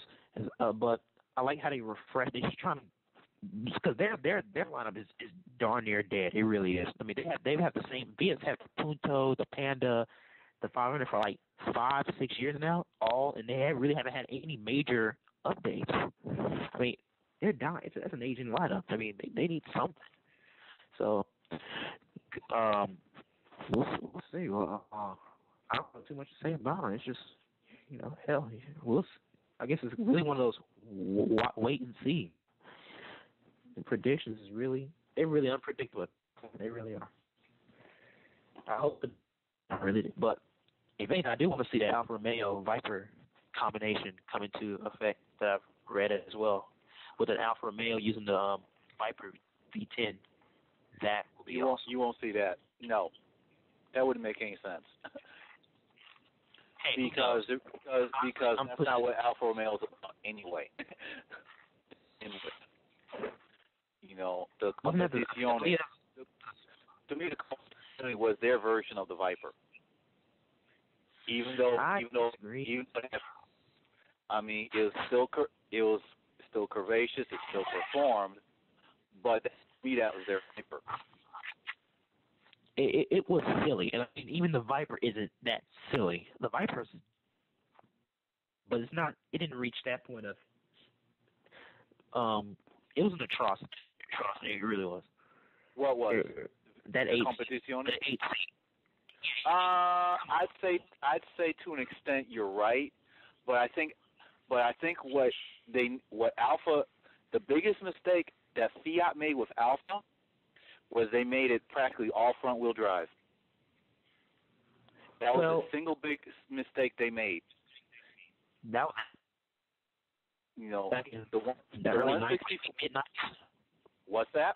Mid-90s when they started doing that. 164 was the first Fiat Was it the first Fiat Alpha? And it was front drive. Which one? The 164. 164, yes. No, Alpha was still independent when that was a joint development, what they call Tico, which consisted of the 164, which was the last one to come out, the Fiat Chroma, the Lancia Tema, and the Saab 9000. So this 164 had nothing to do with Fiat. Is that what you're saying? Originally, because I thought the 75 or was last pure really just Alfa. Totally them. The last one, which ended like in 92 or 91. What was it? Was it or 94? Well, I don't know. But I know it was like early 90s. The Milano. It was rear drive. It had the you could have it in 4-wheel drive. Had the 6-cylinder, called 4 cylinders. And it had 2 different 6-cylinders. They had like 3 different 4. Like 4 or 5 engine choices. There's a lot of them. They were sold in the U.S. I saw a couple of them on Craigslist. They were very hard to find. But anyone in somewhat decent condition in this country.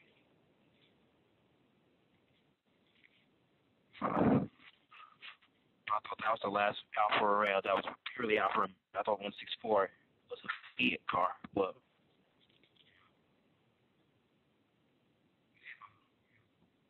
correct me if I'm wrong.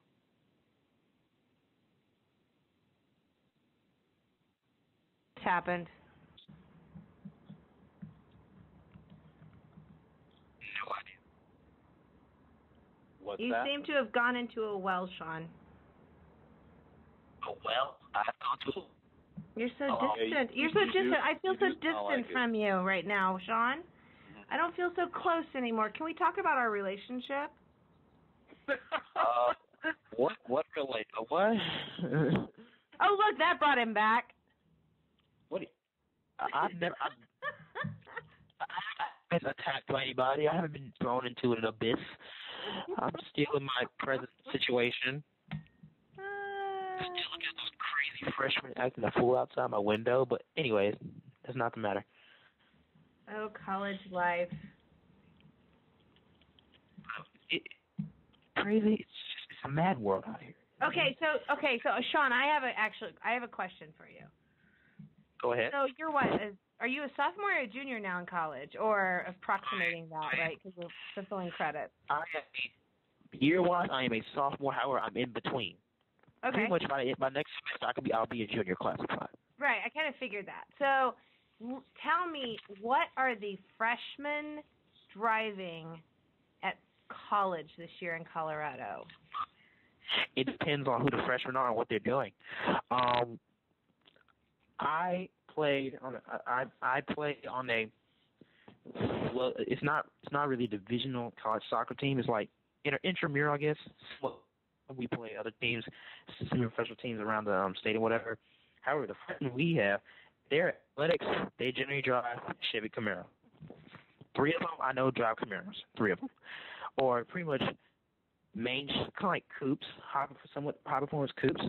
I've seen the Genesis coupe. The rear drive is actually very popular in Colorado. I see a lot of rear drive vehicles. That's surprising. The average freshman who didn't have a car, who like had a car probably as a college gift, I would say is a main basic car. I would say like a Jetta. I see a few Cruises. I do. Are you seeing more freshmen without cars? I'm put this way. I see more freshmen the freshmen I know who don't have cars. They do have cars. They don't have them with them on campus for one or another. I personally got rid of my BMW, and I have a Mazda MX-6 M Edition with the V6. I sold the BMW. I got into an accident with it. Well, I didn't get into an accident. I got hit while I was sleeping while I was parked, and I fell into a ditch. You're breaking up, Sudie. No, I fell into a ditch when I got hit while I was parked. I was sleeping in the car, and I was sleeping in the car after playing paintball, and I fell asleep in the driver's seat, and while I was parked, and I got hit by a Dodge Ram pickup, and it went into a ditch behind me. Oh, my gosh. Yeah, put it this way, I had a hernia, and My back was terrible. Had strained an MCL twice. It's twice my second time. And the funny thing is, was not really funny. We don't know who did it because the pickup just ran off. The pickup, that brush car, that's what did it. And it had a brush car, and it just hit the car, and my car just went over there. So it was a Dodge Ram. All I knew was a Dodge Ram 2500. That's all I knew. Nobody was able to really catch the pickup. So pretty much, I just wrote it off. I wrote it off. Bought the car. Bought the MX6 for about $3,000. So yeah, let's see. I have had migraines for about a month afterward. So I have no BMW for me, no more. She's a goner. I missed that car. I was so mad about the car that was me. I put so much money into that car. But go ahead. My bad. Didn't mean to bore you with that. I was going to say, let me ask you this, Sean. How do you like the MX-6 or don't like the MX-6? I love the MX-6. It's one of my favorite wheel drive cars. It's well balanced. It's light. The V6 is very torquey. It's just enough power where it doesn't overwhelm the front. Cause that car's a 96, so the front suspension back in those days, wasn't, because it was just a regular combat coupe, so it wasn't very sophisticated. But the V6 puts enough power where it doesn't necessarily overwhelm it. It's very controllable. The car handles it's actually low to the ground, so it has low center of gravity, so it handles very well. I even want to lower it some more, though. But it's a great car. I like it a lot. I still take a rear drive easy over it, but however, with that said, it was definitely a good buy. It happened to be on the market for me. I actually went back down to Texas to buy a car. I didn't want to buy a car up here because there's a lot of rear drive vehicles. See a lot of Subarus. I didn't want a Subaru. I didn't want no Subaru, so I went down to my home state and found cars to buy. So it was on the market. It's nice.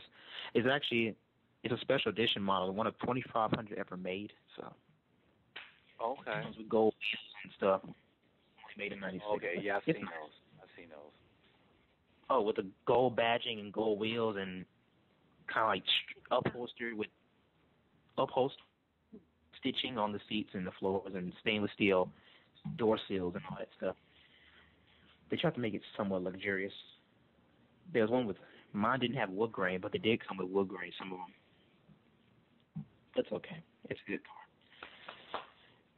car. Well, but yeah, it's actually not. I would say generic when it comes to at least at the academy when it comes to students in their cars, but it's very predictable. You could say. You would say to somebody, "What's your year? What do you do?" You could give at least a decent guess to what type of car it is, like body style. For example, if you're for example, I'm a sophomore technically, and I play, and I'm an sophomore who's an athlete. Oh, you drive a coupe? Oh yeah, I do. Oh wow, it's almost down to the science now. Almost. It also helps where you're from too. Here's just clever.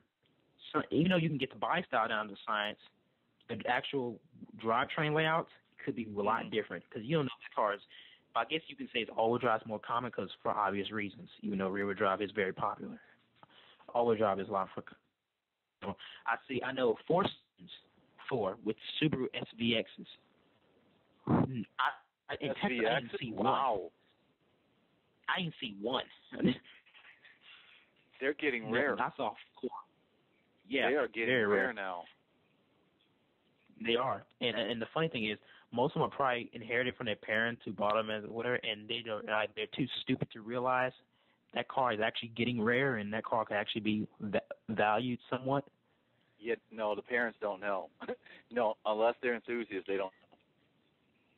Yeah, they probably gave them to the kids and whatever. They really don't know. Yeah. Which makes me say, let me get a Legacy. I can get one. Legacy GTB? Huh? Those Legacy GTB you said? GTB? Not GT. No, the Legacy GT.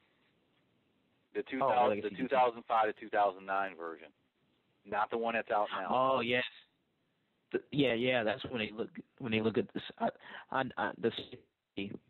The one when my Uncle Frank works at the Port of Houston. He has one of those. He has the Spec B. He got it in 2006 when they first started bringing like. He was one of the guys who bought one of the first 500, I think 500, 600 they brought over as like experimentation before they started bringing them over regularly. He bought the first fleet of them. Yeah, that's right. That was one of the first ones. Yeah. So he bought one. And I see, and there's this one kid, I don't know the guy, but he has an Alero. But what's so special about this Alero is it's the Alero Final 500 edition. When Oldsmobile was closing up, the last car they made was and they made special editions out of the Final 500 they were making. Oh, His wow. is number 200, and I couldn't read it. It was 290 something. I couldn't see it through his car. He's tinted, but I know it's all two. It was in the 200s. That's 500. That's interesting. To me, it's not very interesting, but hey, I'm speaking from historical, not necessarily from something. Oh, historical. I think they did anything to other than probably color badges. And hey, we're dying here. This last of what we doing here, but it's not. You got a few cars in there. I guess if you go to engine school, you have a few interesting cars there, but those are just some of them.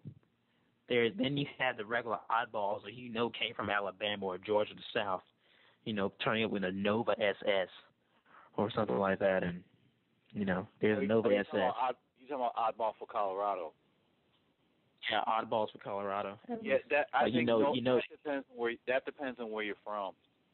It really does, because I don't always see that stuff where I am. I'm in the upper Midwest.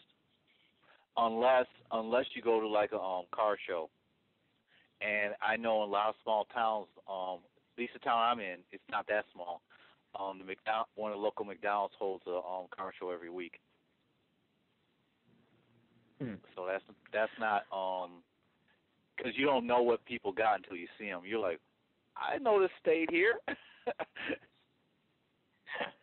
definitely oddball for Colorado. A Nova SS. Are you kidding me? Yeah, and that one would professor. be. One professor has a Grand National. One of them. Hey. I don't have him as my professor. I thought it'd be pretty cool to venture. I don't know who it belongs to. All I know is the car is in a teacher spot. I know it's part of the campus where. So I know it's a teacher, or at least a staff member of some sort. He is a Grand National. Sits there about 3 days a week. Sometimes if the day's a bit colder, it's not out there. But be a Grand National to sit out there.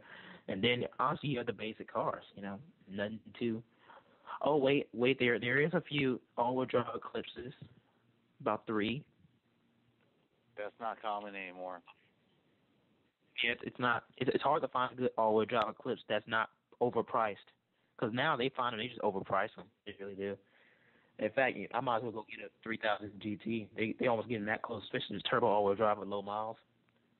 You can find I'd rather have the. I personally don't like engine bay of the 3000 GTs. I can't see how that thing can stay cool with all it, because it's so cramped. Yeah. Because I'm looking up on, what is it now? On Auto Trader's Legacy GTs 2005s, I've only seen 2 wagons up. 2 wagons? 2. That's it. And that's it, just wagons. Yep. No, just period. There were 2 wagons. That's crazy. 2 wagons. I mean, I guess a lot of people do have them. They don't want to get rid of them. But I guess it's pretty common. Subarus, they tend to keep, people buy Subaru, they tend to keep them for a long time. You don't see too many out in the market.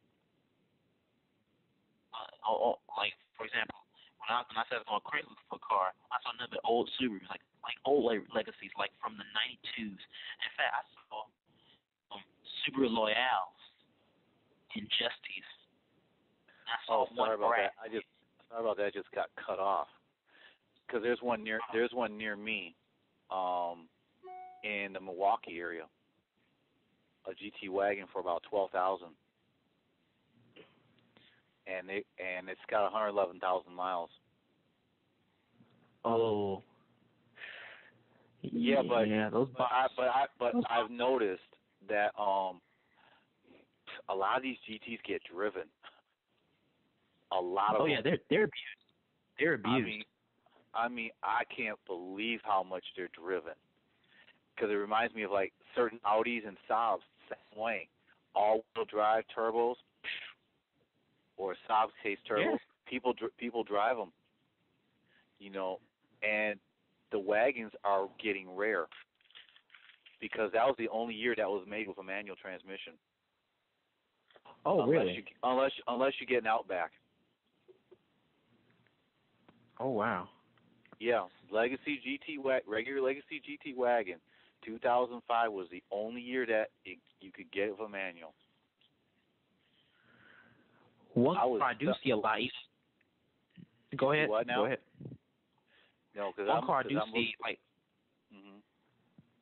Finish. Go ahead, please finish. No, what I was saying is that I'm just noticing that they don't come up very often.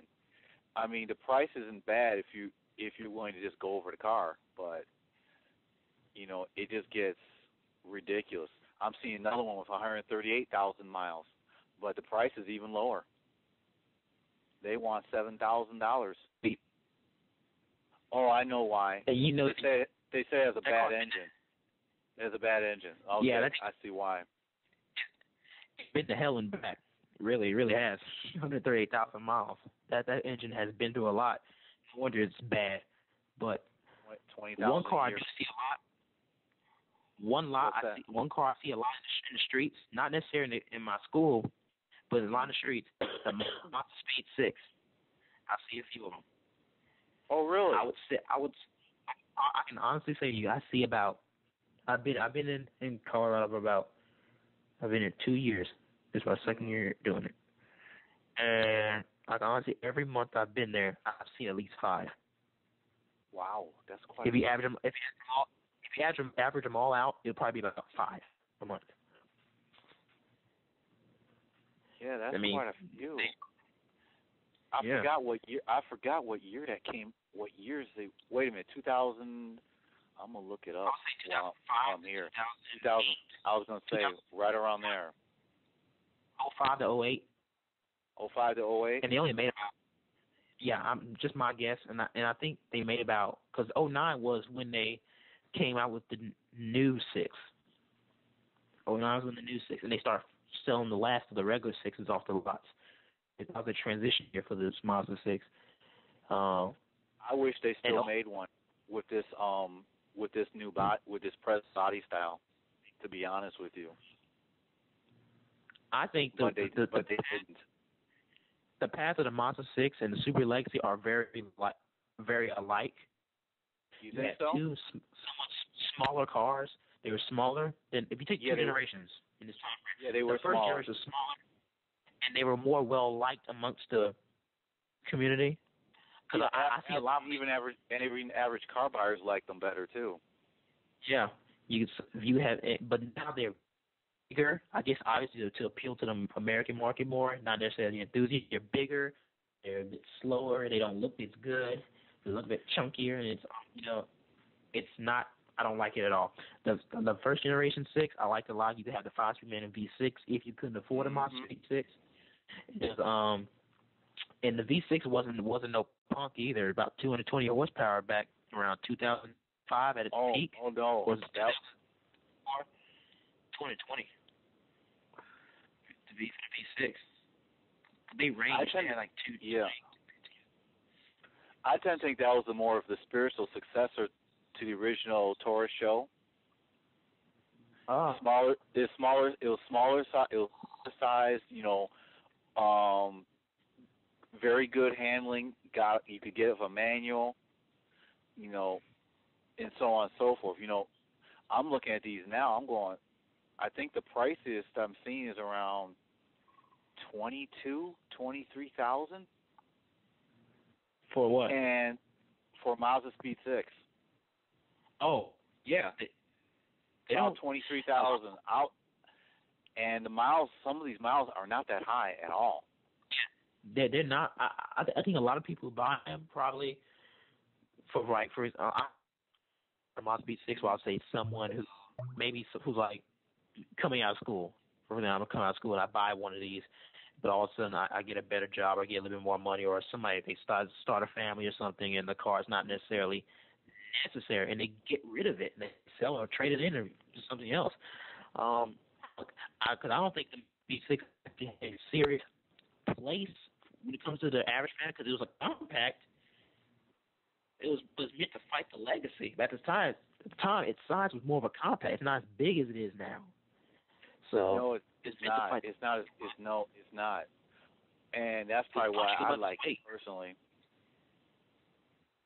It punched above its weight, and it didn't have the reputation amongst the law enforcement like those STIs and Evos had. You know, Evo STI, cops will follow you. The Mazda Speed 6, what's that? Nobody really. Unless the cop was enthusiastic, and then he'll watch you because he knew what it was. But that's true. He didn't have that reputation. That's true. And I'm looking at these. I'm going, wait a minute.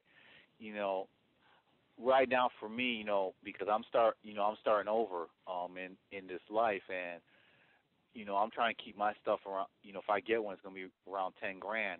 Even though it's a little rich, and I like the idea. You know, given a lot of these with the miles they have, I'm seeing one of 81,000. But price-wise, a lot of these aren't bad, considering, because nobody really abuses them. Yeah.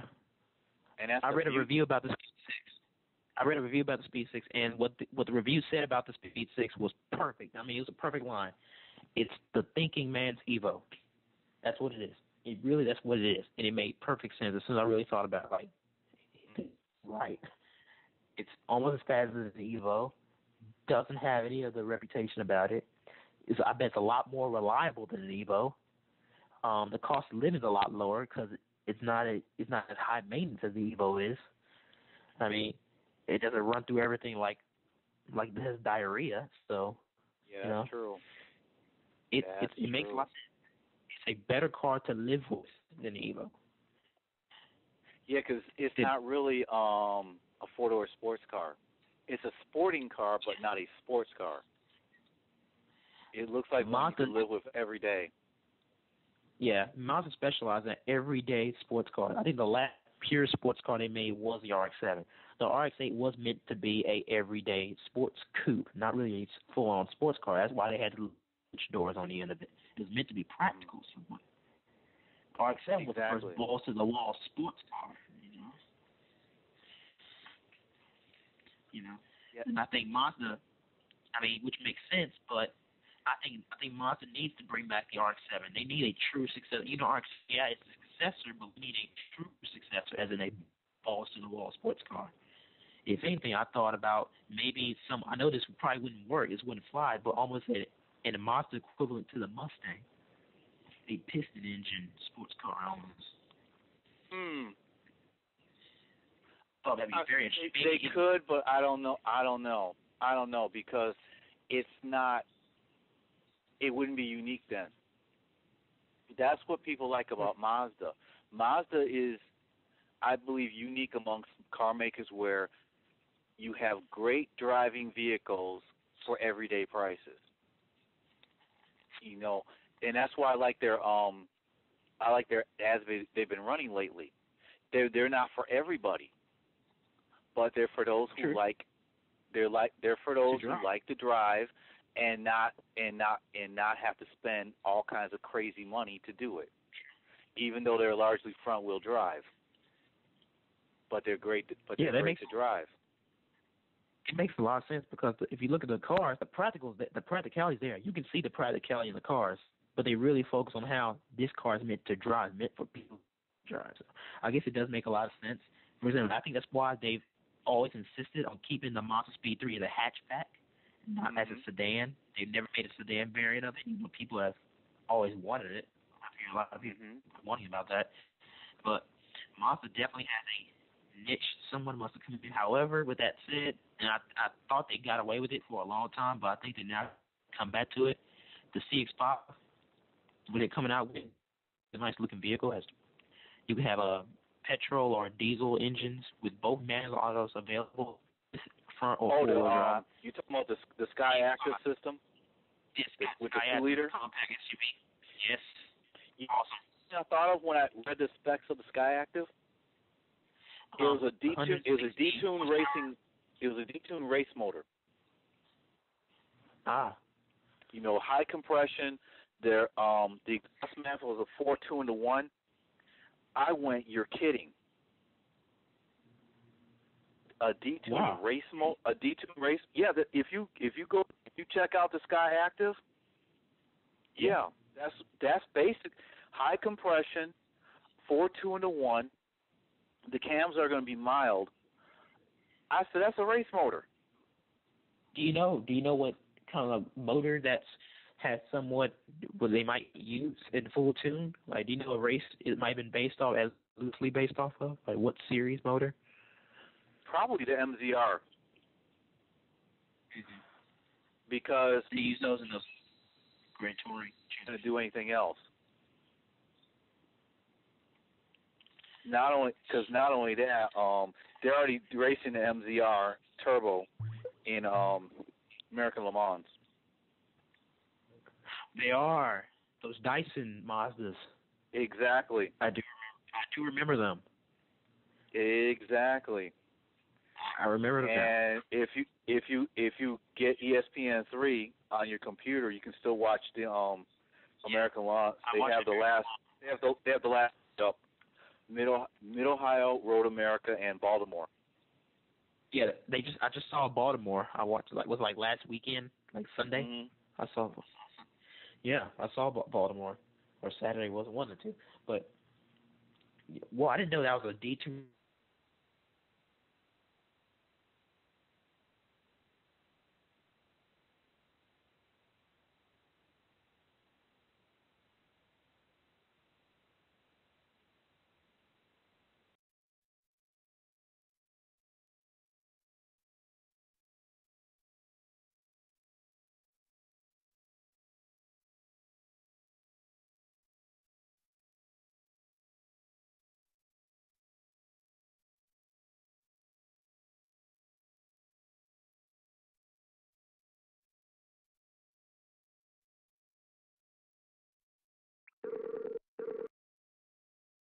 This service is provided by freeconferencing.com. Please enter your access code followed by the pound.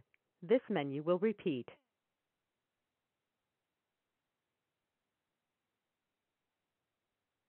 Please re-enter your access code followed by the pound.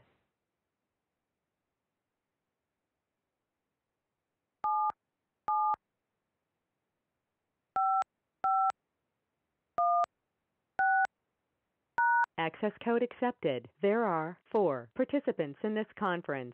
The U.S. spec cars have, which the Japanese cars didn't have. I can't exactly remember what it is, but it had very high compression. Therefore, that engine does not handle boost very well. It doesn't. You have to really put some. It won't. Hang on, you guys. I'm looking into the audio issue. Oh, okay. Yeah, because I sensed it was lost. Oh, I got it now.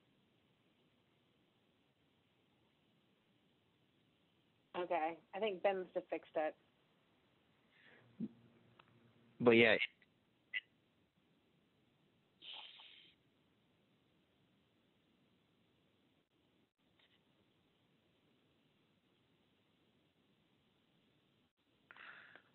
Oh, I haven't said hi to a particular person, so if she can't hear me, say hello to Chelsea. I think she's kind of here barely, but you know what? I think we're going to sign off for the night, and I thank you all for joining us. And I hope Chris, you got to hear some of our podcasts that I'll we're probably recording. I'll probably have to hear it tomorrow because I didn't get on until later because I had a phone call which prevented me from hearing some of it. Well, that's fine. You know, you can always subscribe at http://bit.ly/open podcast. We are always there. And thank you guys all. You guys can keep talking. Ben, I think, restarted the feed, so you guys can keep going. But Chelsea and I are going to go for the night, and I think Ben's going to go to bed, too, since it's, like, super late and it's late for him. I'm done for the night, too. Thank you, Luke and Matt Stainless, and, of course, as always, Scotty in Cleveland, and Chris and Sean. Glad you could join us. Yeah, because I tried. It looks like I'm gonna have to as well because it's getting kind of late here. We wore everybody out. It's been great. You know, hopefully we can get this going again next month. Yeah, absolutely. We will be back on the first Tuesday of October. Oh my God. And night, everybody. I can see you in the chat room, but I can't respond. That's okay, Miss Chelsea. I know, my computer's I hear you just fine.